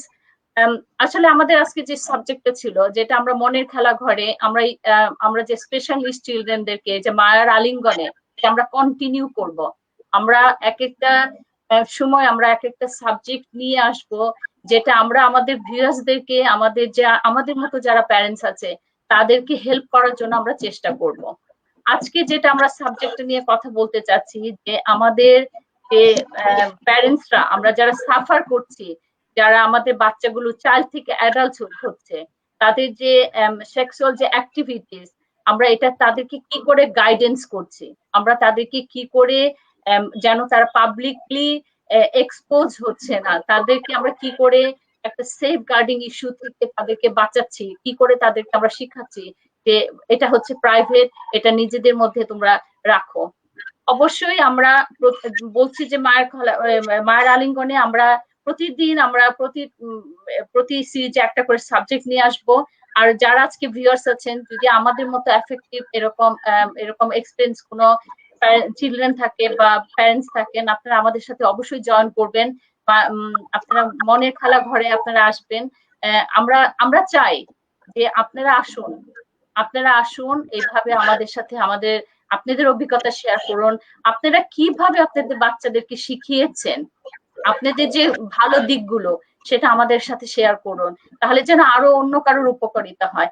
এখানে আরেকটা comments আমি দেখলাম, আমি যদি comments আবার একটু দেখতে পারি। এখানে রাশেদা নীরা বলেছে, এক প্যারেন্টস বলেছেন তার বাচ্চার ADHD আছে, এরা সুস্থ হয়ে যায়, এরা স্পেশাল বাচ্চা নয়। কথাটা কি ঠিক? আমি এটা ডক্টর বাসনা মহুরি ওনার কাছে। হ্যাঁ, এটা ঠিক। কারণ আমরা বলি যে অটিজমের জন্য ওষুধ নেই যদি না তার স্পেসিফিক কোমরবিডিটি কিছু না থাকে। ঠিক একইভাবে ADHD এমন একটা কন্ডিশন যেখানে কিন্তু চিকিৎসা আছে। হ্যাঁ, এটা মেডিসিনাল ট্রিটমেন্ট দিলে এবং প্রথম থেকে সাপোর্ট পেলে এটা থেকে উত্তরণ করা একদম সম্ভব, এরা অনেকটা স্বাভাবিক হয়ে যায়। কারণ আমরা তো বলি অটিজমের হচ্ছে কমিউনিকেশন প্রবলেম, রিপিটেটিভ বিহেভিয়ার, এই জিনিসগুলা কিন্তু ADHD তে থাকে না। তাহলে attention deficit hyper active disorder, হ্যাঁ, এখানে কিন্তু মেডিসিন দিলে এটা ভালো হয়ে যায়। এটাকে আমরা একদম স্পেশাল নিড বলতে চাই না, তবে ডিফারেন্সিয়েট করতে হবে। আপা, আমি আমার একটা এক্সপেরিয়েন্স আপনার সাথে শেয়ার করতে চাই ADHD নিয়ে। যদি আমি রং হই প্লিজ আমাকে কারেক্ট করে দিবেন। আমার বাচ্চা যখন ডায়াগনোস হয়েছে, অলসো ডায়াগনোসড ওর যে ADHD আছে, হাইপার অ্যাক্টিভিটিস। হ্যাঁ, তো তখন আমাদের যেমন হয় নিউ প্যারেন্টস, আমরা খুব চেষ্টা করেছি যে কোথা থেকে কি হলে আমার ছেলের হাইপার অ্যাক্টিভিটিস একটু কমবে। তো তখন একটা মেডিসিন আমার একজাক্টলি মনে না, because it's a quite long time ago. তখন আমাকে ডাক্তার বললো যে তুমি যদি এই মেডিসিনটা দাও তোমার বাচ্চার হাইপার অ্যাক্টিভিটি একটু কমে আসবে। হ্যাঁ, তো তখন আমরা ভাবলাম যে ঠিক আছে, আমি মেডিসিনটা ট্রাই করার চেষ্টা করব। Then I started that medicine. এবং একটা সময় আমি দেখলাম আমার ছেলেটা যখন মেডিসিনটা নিত, he was extreme from one to another. আমি কি বলবো, ওর মেডিসিনের রিয়াকশনটা যখন ওর হতো, ও আপনার বেডের নিচে লুকিয়ে থাকার চেষ্টা করতো। ও লাইট নিতে পারতো না, কোনো সাউন্ড নিতে পারতো না, and he was completely hiding himself in the corner. মানে ওর কাছে ও হচ্ছে কমপ্লিটলি নিজেকে আড়াল করে নিত আর কি। তারপরে যখন আপনি মেডিকেশনের যে রিয়াকশনটা আস্তে আস্তে চলে আসতো, আমার ছেলে কিন্তু অ্যাগ্রেসিভ হয়ে যেত, use to get very aggressive. তো তখন আমার ডাক্তারের কাছে I went back to him and said আমি কি করব, কারণ ওর মেডিকেশনে একটা মানে নিলে একরকম খুবই খারাপ হচ্ছে, আবার মেডিকেশন রিঅ্যাকশনটা চলে গেলে আরেক রকম খুবই খারাপ হচ্ছে। So what do I do with him? Then বললো যে ঠিক আছে, কমপ্লিটলি মেডিকেশনটা বন্ধ করে দাও, let's see his own personality how it grows. তারপরে যখন আমি মেডিকেশনটা বন্ধ করে দিলাম, তারপরে তখন আমার একটা challenging behaviour, because the challenging behavior is 24 hours. So then I started the communication, that picture exchange communication system, to make him calm down. That তুমি এখন এটা করবা, তুমি এটা করবা, তুমি এটা করবা. This is your time. So I had to set up the routine for him. So this is what I'm just wanted to share. আমার কাছে যেটা মনে হয় যে এই জিনিসগুলো যে দিদি কিছু বলবেন না, আমার কাছে যেটা মনে হয় যে প্রথমত ADHD এর ব্যাপারটা হচ্ছে একটু ডায়াগনোসিসের ব্যাপারটা একটুখানি খেয়াল করতে হবে যে প্রপার ডায়াগনোসিস হচ্ছে কিনা। আর যেটা বললেন যে বিহেভিয়ারটা, যখন বিহেভিয়ার ইস্যুটা আসে, আমার কাছে যেটা সবচেয়ে বেস্ট মনে হয় যে বিহেভিয়ার মডিফিকেশন হলো আমাদের বাচ্চাদের জন্য সবচেয়ে বেস্ট। আমি প্রথমেই ট্রাই করব বিহেভিয়ার মডিফিকেশন দিয়ে। পাপা আপনি যেটাই বললেন যে বিহেভিয়ার মডিফিকেশনের কোনো কিন্তু বিকল্প নাই। আমি ওষুধ দিয়ে যদি বাচ্চাকে কোনো কিছু অস্থিরতা বা কোনো কিছু থামানোর চেষ্টা করি, সেটা যদি এক্সট্রিম না হয়, কারণ দেখেন আমরা যখন ডক্টরের কাছে যাই তখন কিন্তু আমরা বলি যে আমার বাচ্চা খুব অস্থির খুব অস্থির। এখন একজন আমাদের দেশের কনটেক্সটে আমি বলবো যে আমাদের দেশে ডাক্তারদের কাছে গেলে যে আমরা অনেক সময় পাই তা কিন্তু নাই, তাই না? অল্প সময়ের মধ্যে যখন আমি বলি যে খুব অস্থির, তখন হয়তো ওনারা মনে করেন যে ঠিক আছে একটা ওষুধ দিলে কমবে, তাহলে আমরা একটু ট্রাই করি। তো সেই জায়গাটাতে না যে আমি বলবো যে আপনি যদি বিহেভিয়ার মডিফিকেশন দিয়ে বাচ্চার বিহেভিয়ারাল ইস্যুসটাকে কমাতে পারেন তাহলে সেটা বেস্ট। যখন একদমই হবে না তখন এটা ডাক্তাররাই বলে দিবেন যে আপনার বাচ্চার এখন ওইটা সম্ভব না, আপনাকে ওষুধ দিতে হবে, বা আপনি বুঝবেন একটা পর্যায়ে যে। তো আমি বলবো যে আমাদের বাচ্চারা আচরণগত যে সমস্যা থাকবে সেটাকে কিন্তু আমি ওষুধ না দিয়ে আমার মনে হয় বিহেভিয়ার মডিফিকেশন প্রথমে ট্রাই করতে হবে। আমরা একটা জায়গায় খুব ভুল করি, সেটা হলো যে কোনো জিনিস আমরা একদিন করি, 2 দিন করি না, তৃতীয় দিন করি। এই যে এটা করছি না, এইটা থেকে কিন্তু বাচ্চারা ওইভাবে শিখে উঠতে পারে না, ব্রেক হয়ে যায়, একটা ব্রেক হয়ে যায়। এইভাবে হবে না। থেকে যেমন ঘুমের সমস্যা থাকে, তারপরে খাবারের সমস্যা, এগুলো কিন্তু আমরা রেগুলার করব, 1 থেকে 3 মাস মতো করব, তারপরে আমি দেখবো যে আমার কোথায় ভুল হচ্ছে কি হচ্ছে, আবার সেট করব গোলটাকে। এইভাবে আমাদের অবশ্যই করতে হবে, না হলে কিন্তু আমি একটা রেজাল্ট কখনোই পাবো না। আমরা স্পেশাল এডুকেটররা সবসময় বলি যে আপনারা যদি খুব ন্যাচারাল ওয়েতে এই যে বিহেভিয়ার মডিফিকেশন কেন আছে, এটা কিন্তু এভিডেন্স বেসড জিনিস। তার মানে বুঝতেছেন যে এটা কত কার্যকরী একটা জিনিস, এটা 1 দিন 2 দিনে আসে নাই। রিইনফোর্সমেন্ট ইউজ করতে হবে, প্রাইমিং করতে হবে। ধরেন আমি একটা কোথাও যাব, আমাকে বাচ্চাকে বলতে হবে নেক্সট কি হবে, এটাই হলো প্রাইমিং। তো এই যে প্রাইমিংটা আমি করাবো বাচ্চাকে, তারপরে আমি ওর যে সোশ্যাল স্টোরি দিব, তারপরে ওর আসলে প্রসেস হতে সময় লাগে, ইমোশনাল ব্যাপারগুলোকে খেয়াল করব। তারপরে হচ্ছে যেহেতু বাচ্চাদের প্রসেসিং এর সমস্যা থাকে, সেহেতু আমরা একটু আগে থেকে করব। এই বিষয়গুলো কিন্তু আমাদের মাথায় রাখতেই হবে, আদারওয়াইজ আমাদের এই বাচ্চাদের জন্য কিন্তু চট করে কোথাও যে অ্যাডজাস্ট করা বা এই জায়গাগুলোতে আমার মনে হয় একটু সমস্যাই হবে। না, সেম জিনিস এটা যেটা রূপা এবং মারুফা আপার কথা রেশ ধরে একটু কথা বলতে চাচ্ছি যে ADHD এবং হাইপার অ্যাক্টিভিটি নিয়ে যে প্রশ্নটা হলো, হ্যাঁ, আপনার প্রপার ডায়াগনোসিস ভেরি ইম্পর্টেন্ট। এই হাইপার অ্যাক্টিভিটি কি অটিজমেরই সাইন সিম্পটম নাকি এটা শুধুমাত্র ADHD? যদি সেটা অটিজমেরই একটা সাইন সিম্পটম হয় তাহলে এখানে কিন্তু মেডিকেশনের কোনো রোল নেই, কেমন? আর যদি এটা পিওর ADHD হয় তখন কিন্তু মেডিকেশনের রোল। এটা কিন্তু আমাদের সেজন্য প্রথমে মারুফা আপা যেটা বললেন, proper diagnosis is very important, very important. হ্যাঁ, না আসলে এটা খুবই ভালো লাগলো যে আসলে আমরা একজন ডাক্তারের ভিউ দিয়ে দেখলাম, আরেকজন মানে এক্সপেরিয়েন্স মা, যেটা আমি নিজে একজন এক্সপেরিয়েন্স করেছি, যে মেডিকেশনটাকে বাদ দিয়ে কি করে আমি আমার বাচ্চাকে মানে হাইপার অ্যাক্টিভিটিটা কমানো যায়। সো এখানে আমাদের কিছু কোশ্চেন আছে, যে রাশেদা নীলা বলেছে, আমি যার কথা বলছি তার শুরুতে অটিজম ডায়াগনোসিস হয়, পরবর্তীতে বলা হয় ADHD। বাচ্চাটা স্পিচও ছিল না, এখন করছে, তবে প্রপার নয়। আমার মনে হয় ভুল ডায়াগনোসিস হচ্ছে, আর প্যারেন্টস এটা ভেবে আত্মতৃপ্তি পাচ্ছে তার বাচ্চার অটিজম নাই। আমি আসলে মারুফা আপার কাছে চলে যাব কুইকলি, যে মারুফা যদি এটা আনসার করেন। আসলে ওই যে এটা কিন্তু ডিনায়াল স্টেজে আছে, উনি ডিনাই করতে চাচ্ছেন ওনার বাচ্চার কোনো সমস্যা নাই। এখন এই মাটার কাউন্সিলিং দরকার। উনি এটা আরো মানে এই যে সময়গুলো চলে যাচ্ছে, উনি আরো কিছুদিন পরে কিন্তু হতাশার মধ্যে পড়ে যাবেন। তার মানে কি, যে উনি এখনো ডিনায়াল স্টেজে আছে, ওনাকে হয় কোনো মানে কাউন্সিলিং নিতে হবে, না হলে এমন কাছের কোনো মানুষ আছে যার কথা উনি শোনেন, তাদের কাছে ওনাকে শুনতে হবে, বুঝতে হবে, রিয়ালিটিটাকে মেনে নিতে হবে। এখন বাচ্চাটার ADHD আত্মতৃপ্তি আচ্ছা বলেন, এখন মা বাবা হিসেবে তো আমরা চাইবই না। আমি যেমন ধরেন আমরা কোনো ডাক্তারের কাছে যাওয়ার আগে বলি আল্লাহ আমার যেন এই অসুখ না হয়, এই অসুখ না হয়, আমি তো চাইবই যে আমার যেন ডায়াগনোসিস এটা না হয়, কিন্তু হয়ে যদি যায় আমাকে মেনে নিতে হবে না? ওনাকে এই জন্য একটা প্রপার জায়গায় যেতে হবে, খুবই প্রপার জায়গায় যেতে হবে, যেটাতে ওনাকে বুঝিয়ে বলবেন। মানে হয় কি যে কাগজে লিখে দিলাম অটিজম বলে ছেড়ে দিলাম বা ADHD বলে ছেড়ে দিলাম, সেরকম জায়গা না।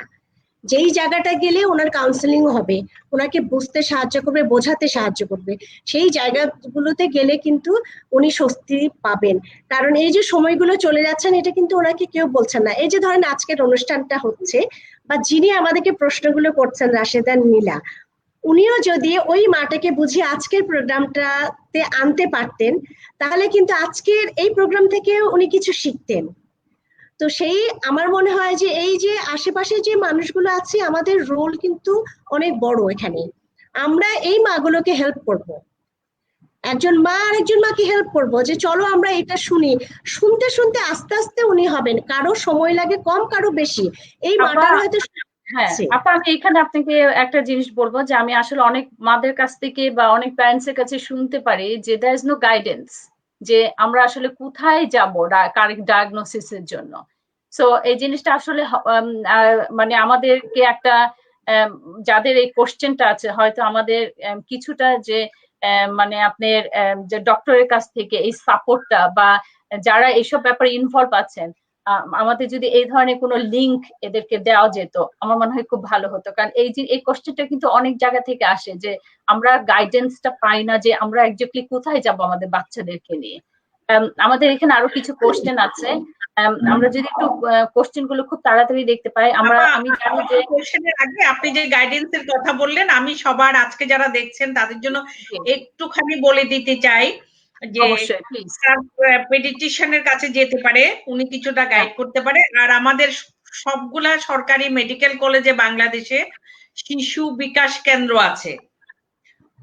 কেউ যদি তার বাচ্চার এতটুকু দেখে যে পিছিয়ে আছে যে কোনো দিকে ডেভেলপমেন্টের, তারা যদি শিশু বিকাশ কেন্দ্রে যায় প্রাইমারি অ্যাসেসমেন্ট হয়ে যাবে এবং তারপরে সেখান থেকে সে গাইড করবে কোথায় তাকে যেতে হবে তার বাচ্চার সত্যিকারের ডায়াগনোসটাকে।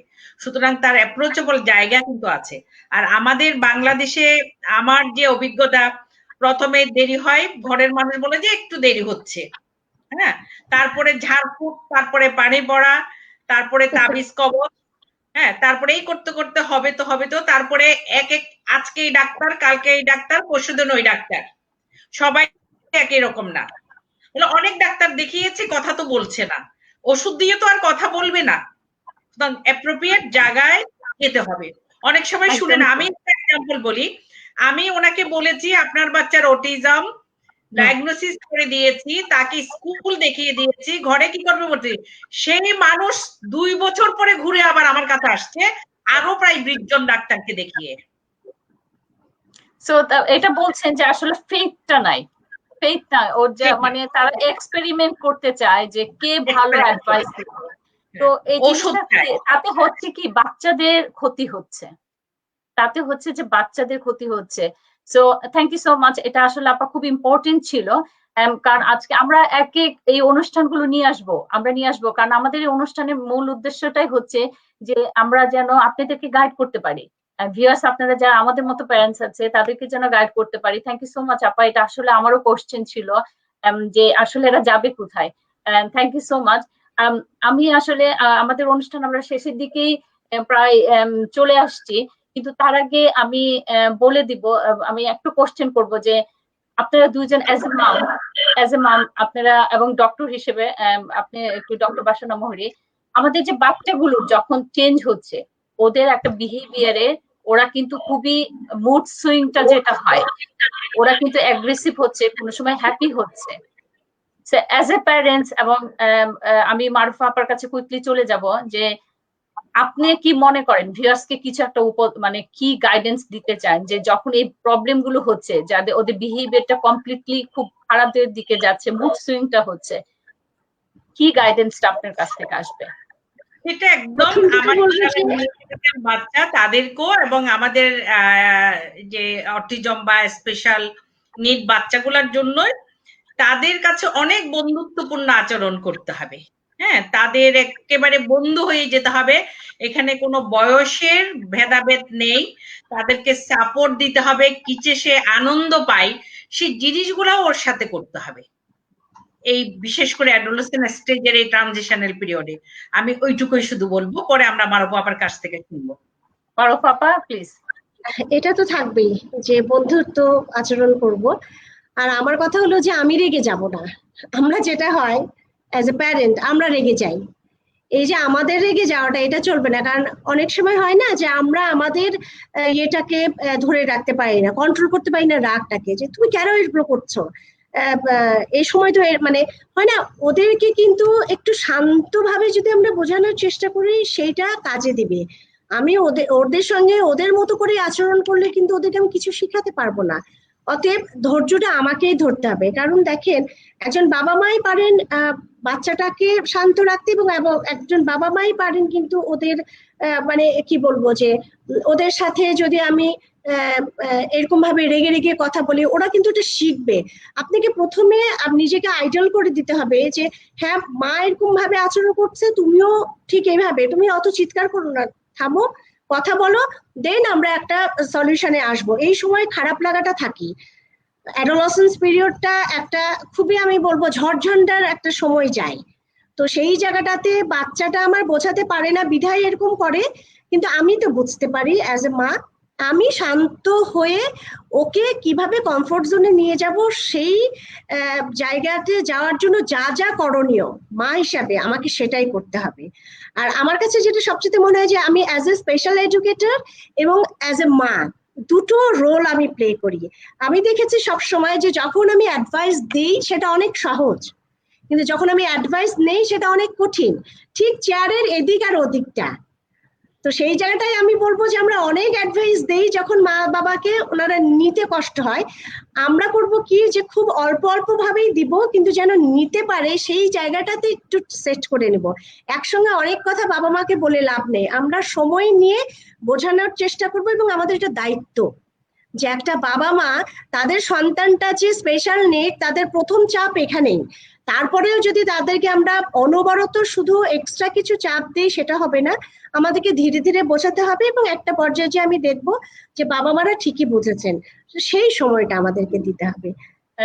Thank you so much. আসলে যেটা আমরা বলছি যে আসলে আমাদের পেশেন্স হতে হবে অ্যাজ এ প্যারেন্টস, আমাদের একদম কমপ্লিটলি আমাদের ধৈর্য রাখতে হবে, যে বুঝতে হবে যে ওরা আসলে একটা কনফিউশন, মানে একটা পিরিয়ড টাইম পাস করছে।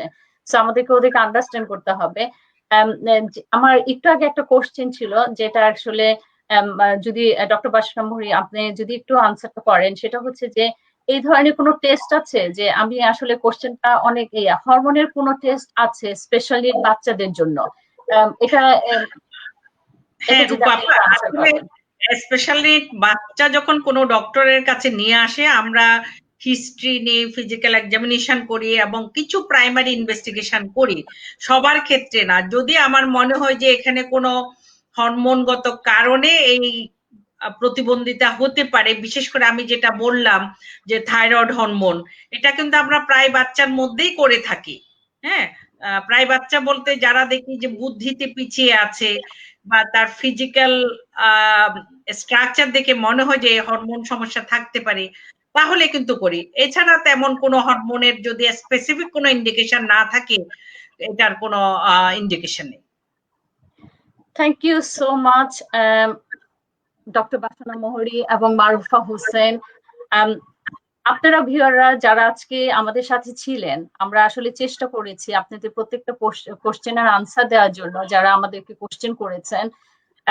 সো আমাদের যেটা একটা প্রথম থেকেই আজকে উদ্দেশ্য ছিল এই প্রোগ্রামটা, যে আমরা যেন কখনোই লজ্জা না পাই। আমাদের বাচ্চারা যখন বড় হবে, আমাদের বাচ্চাদের যে ডিমান্ডটা বাড়বে, এবং আমাদের যে সেক্স এডুকেশন বলেন, এই যে পিউবার্টি বলেন, এটা আমাদেরকে বাচ্চাদেরকে, আমাদের প্যারেন্টসদেরকে শিখাতে হবে। বাইরে থেকে কেউ এসে শিখাবে না, কারণ আমাদের বাচ্চাগুলোকে যদি আমরা না শিখাই, তাহলে আমাদের বাচ্চাগুলো পাবলিকলি হিউমিলিয়েশন হবে। সো সেটা থেকে বেঁচে যাওয়ার আগে, এই এক্সট্রিমটা যাওয়ার আগে, আপনাকে ঘরে আপনার বাচ্চাকে আপনাকে শিখাতে হবে। আর আমি সব থেকে অলসো আপনি জানেন যে মনের খেলা ঘর আসলে আমাদের যে এই যে প্ল্যাটফর্মটা তৈরি করে দিয়েছেন, এই যে মায়ার আলিঙ্গন শব্দটা কত ভালো লাগে শুনতে, যে আসলে তো আমাদের বাচ্চাগুলো হচ্ছে একটা মায়ার, আমরা এই যে বাচ্চাগুলোকে রেখেছি। তো এখানে এই মনের খেলা ঘরকে আমি অবশ্যই ধন্যবাদ জানাবো, এবং অলসো ভিউয়ারকে বলবো যে মনের খেলা ঘর আমাকে যে এরকম একটা প্ল্যাটফর্ম তৈরি করে দিয়েছে, সেই রকম একটা ওনারা করেছেন যে ফ্যামিলি আওয়ার্স। অনেক ফ্যামিলি আসে বেশ অল ওভার দ্য ওয়ার্ল্ড থেকে, এবং তাদের যে অনুষ্ঠানগুলো হয় একদম দেখার মতো। ভিউয়ার্সরা আপনারা সেটা থাকবেন, এবং ছোট বাচ্চাদেরকে নিয়ে এবং টিনেজদেরকে নিয়ে ওদের একটা প্রোগ্রাম থাকে, সেটা হচ্ছে ওদের জানালা। তো এই জিনিসগুলো আসলে মায়ের মনের খেলা ঘর চেষ্টা করছে যে ভালো কিছু দেওয়ার জন্য আমাদেরকে। সো মনের খেলাঘরকে তো অবশ্যই ধন্যবাদ দিতে হয় যে এই ধরনের সাবজেক্ট। এন্ড আমি ডক্টর বাসনা মোহরি, আপনি প্রথম থেকেই আপনাকে আমি পাচ্ছি আমার পাশে। আমি আপা জানি না কিভাবে আপনাকে ধন্যবাদ দিব। আমার মনে হয় ধন্যবাদ is a very small word. এখানে আপনি যেভাবে আমাকে মানে স্ট্রেংথ দিচ্ছেন এবং সাপোর্ট করছেন, যে যখনই আপনার কাছে আমি আসছি আপনি সব সময় চলে আসেন। আপনি কখনোই আপনি না শব্দটা আমি শুনতে পাইনি। আপনি কি করে যে অ্যাডজাস্ট করেন প্রতিটা টাইম। ইভেন আজকে আপনার একটা ভালো লাইভ শো ছিল, সেটার থেকে আপনি আমাদেরকে এখানে সময় দিতে এসেছেন এবং এটা আমরা অনেক কৃতজ্ঞ। আমরা মায়ার আলিঙ্গন থেকে এবং আমরা যে মনের খেলাঘর এখান থেকে আমরা যে অ্যাডমিন যারা আছেন তারা প্রতিটা সবাই আপনার কাছে আমরা খুবই কৃতজ্ঞ। Marufa Hossain, thank you so much. আপনি যে এত ঝামেলার মধ্যে সময়ের মধ্যেও আপনি যে এই যে সময়টা আমাদের জন্য খুঁজে বের করে দিয়েছেন এটা, এবং আপনি আজকে শরীরটা ভালো না কিন্তু তারপরেও কিন্তু আপনি থেকেছেন। এই যে এটাই হচ্ছে আমাদের স্ট্রেংথ, যে আমরা মারা এই যে আমরা যারা এরকম একটা সিচুয়েশনে থাকি আমরা কিন্তু একজন আরেকজনকে আমরা আসলে একটু শক্তি দিই, পাশে থাকি। আর আপনি ভিডিওগুলো দেখার মতো মারুফা হোসেন, আমি আপনার ভিডিওগুলো ফলো করছিলাম এবং আমার মনে হয়েছে যে আপনি এত সহজ সরল ভাষায় যে আপনি এক্সপ্লেন করেছেন প্রতিটা সিচুয়েশন। আপনার ভিউয়ার্সদেরকে বলছি যদি আপনারা চান আপনারা ওনার পেজে গিয়ে এই প্রোগ্রামগুলো দেখতে পারেন, বিকজ অনেক ভালো টপিকস ওখানে ডিসকাশন আছে, স্পেশালি আবার এই আপনার আমাদের যে বাচ্চাদের বড় হওয়া এই ব্যাপারগুলো নিয়ে যে কি করে বাচ্চাগুলোকে সেভ করা যাবে। তো থ্যাংক ইউ সো মাচ। আর এখানে Sophia thanks to all speakers and the organisation. আর আমি ভিউয়ার্সকে অনেক ধন্যবাদ দেওয়া উচিত, কারণ ভিউয়ার্সরা তো আমাদের পাশে ছিল সবসময়, তো ওদেরকেও ধন্যবাদ। হ্যাঁ, রূপাপা আপনাকে এবং মারুপাপাকে আমার আন্তরিক ধন্যবাদ, কারণ আপনাদের কাছ থেকে আমি প্রতিনিয়ত কিছু না কিছু শিখছি। আর ধন্যবাদ মনের খেলাঘর যারা মায়ার আলিঙ্গনে আমাদেরকে রাখছেন, আমাদেরকে সুযোগ করে দিয়েছেন, এবং সবার চেয়ে বেশি ধন্যবাদ আমাদের ভিউয়ার্সদেরকে যারা আমাদেরকে এনকারেজ করছে কথা বলার জন্য।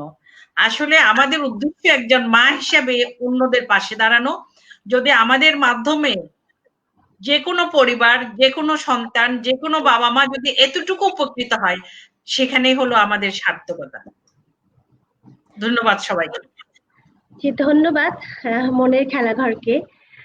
আজকে আমি প্রথম, খুব ভালো লাগলো আজকে কথা বলতে পেরে, কারণ হয় কি যে যখন অল্প অল্প কিছু শিখি, আমার মধ্যে আমার একটা খুব বদ অভ্যাস আছে, সেটা হলো আমি যদি রাতে একটা কিছু শিখি আমার সকালের মধ্যেই মানে আমার টিম মেম্বারদেরকে আমার জানাতেই হবে, এরকম একটা কাজ করে। আমার মনে হয় যে না শিখালে তো হলো না, আমি যেটা শিখলাম সেটা অন্যদের যদি না শেখায় তাহলে সেই শেখার তো কোনো মূল্য নেই।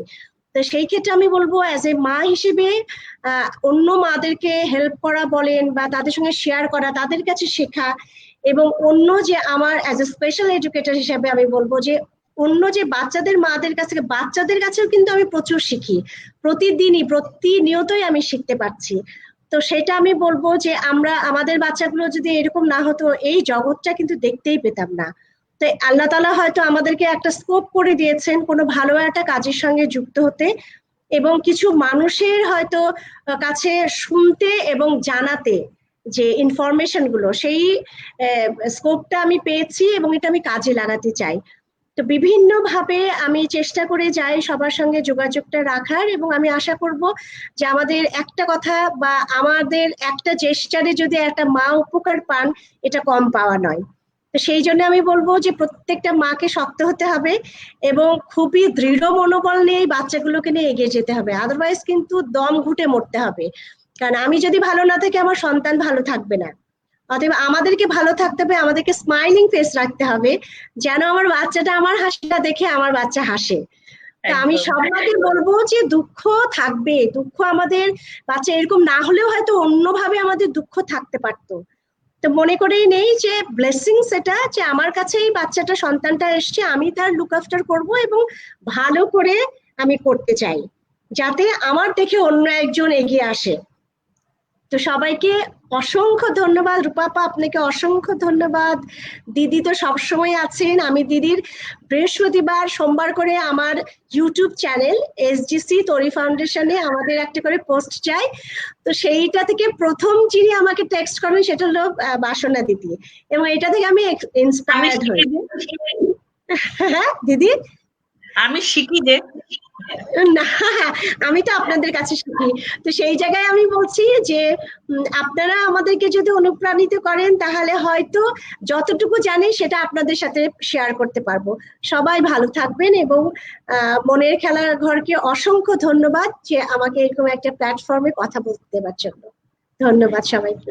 ধন্যবাদ আপা। আর আমি ভিউয়ার্সদেরকে বলবো যে যাওয়ার আগে একটা শেয়ার করতে চাই যে আসলে কেউ যদি পার্টিসিপেট করতে চান এরকম আমাদের অনুষ্ঠানে, আপনারা অবশ্যই মনের খেলা ঘরের সাথে যোগাযোগ করুন। আর কারণ এটা হচ্ছে যে আপনারা আসুন, বাইরে আসুন, কথা বলুন। It's like emotional support to each other. এটা অনেক অনেক হেল্প হয়। কথা বললে অনেক সময় ভালো লাগে, যে মনে হয় যে আমি একা না, আমার সাথে তো আরো প্যারেন্টস আছে এবং সবাই আমরা একই জিনিস ফিল করছি। তো আপনারা আসবেন, আমাদেরকে আইডিয়া দিবেন আপনাদের কি সাবজেক্ট নিয়ে আমরা আমাদের সাথে কথা বলতে আগ্রহী, আমাদেরকে অবশ্যই এই আইডিয়া গুলো দিবেন। মনের খেলাঘরের সাথে আপনারা অবশ্যই যোগাযোগ করবেন। তো আজকে আমরা এখানে জানি আমাদের চলে যেতে ইচ্ছা করে না, আমাদের মনে হয় যে আমরা কথা বলি, আমাদের আরো অনেক কিছু শেয়ার করার আছে, কিন্তু আনফরচুনেটলি সময়ের জন্য আমরা হয়তো অনেক কিছু, যেমন একটা কিছু থেরাপির কোশ্চেন ছিল, আমি খুবই ক্ষমা চেয়ে নিচ্ছি। আমরা অবশ্যই এই কোশ্চেন গুলোর জন্য আবার আমরা ফেরত আসবো এরকমই কোন সাবজেক্ট নিয়ে। So viewers, thank you so much, Dr. Basana Mohori, Marufa Hussain, আপা again so much, and মনের খেলা ঘরকে অনেক ধন্যবাদ এই মায়ের আলিঙ্গন থেকে। আপনারা ভালো থাকুন, যে যেখানেই থাকুন, সবাই সুস্থ থাকুন। ইনশাল্লাহ আবার দেখা হবে এই মায়ের আলিঙ্গনে।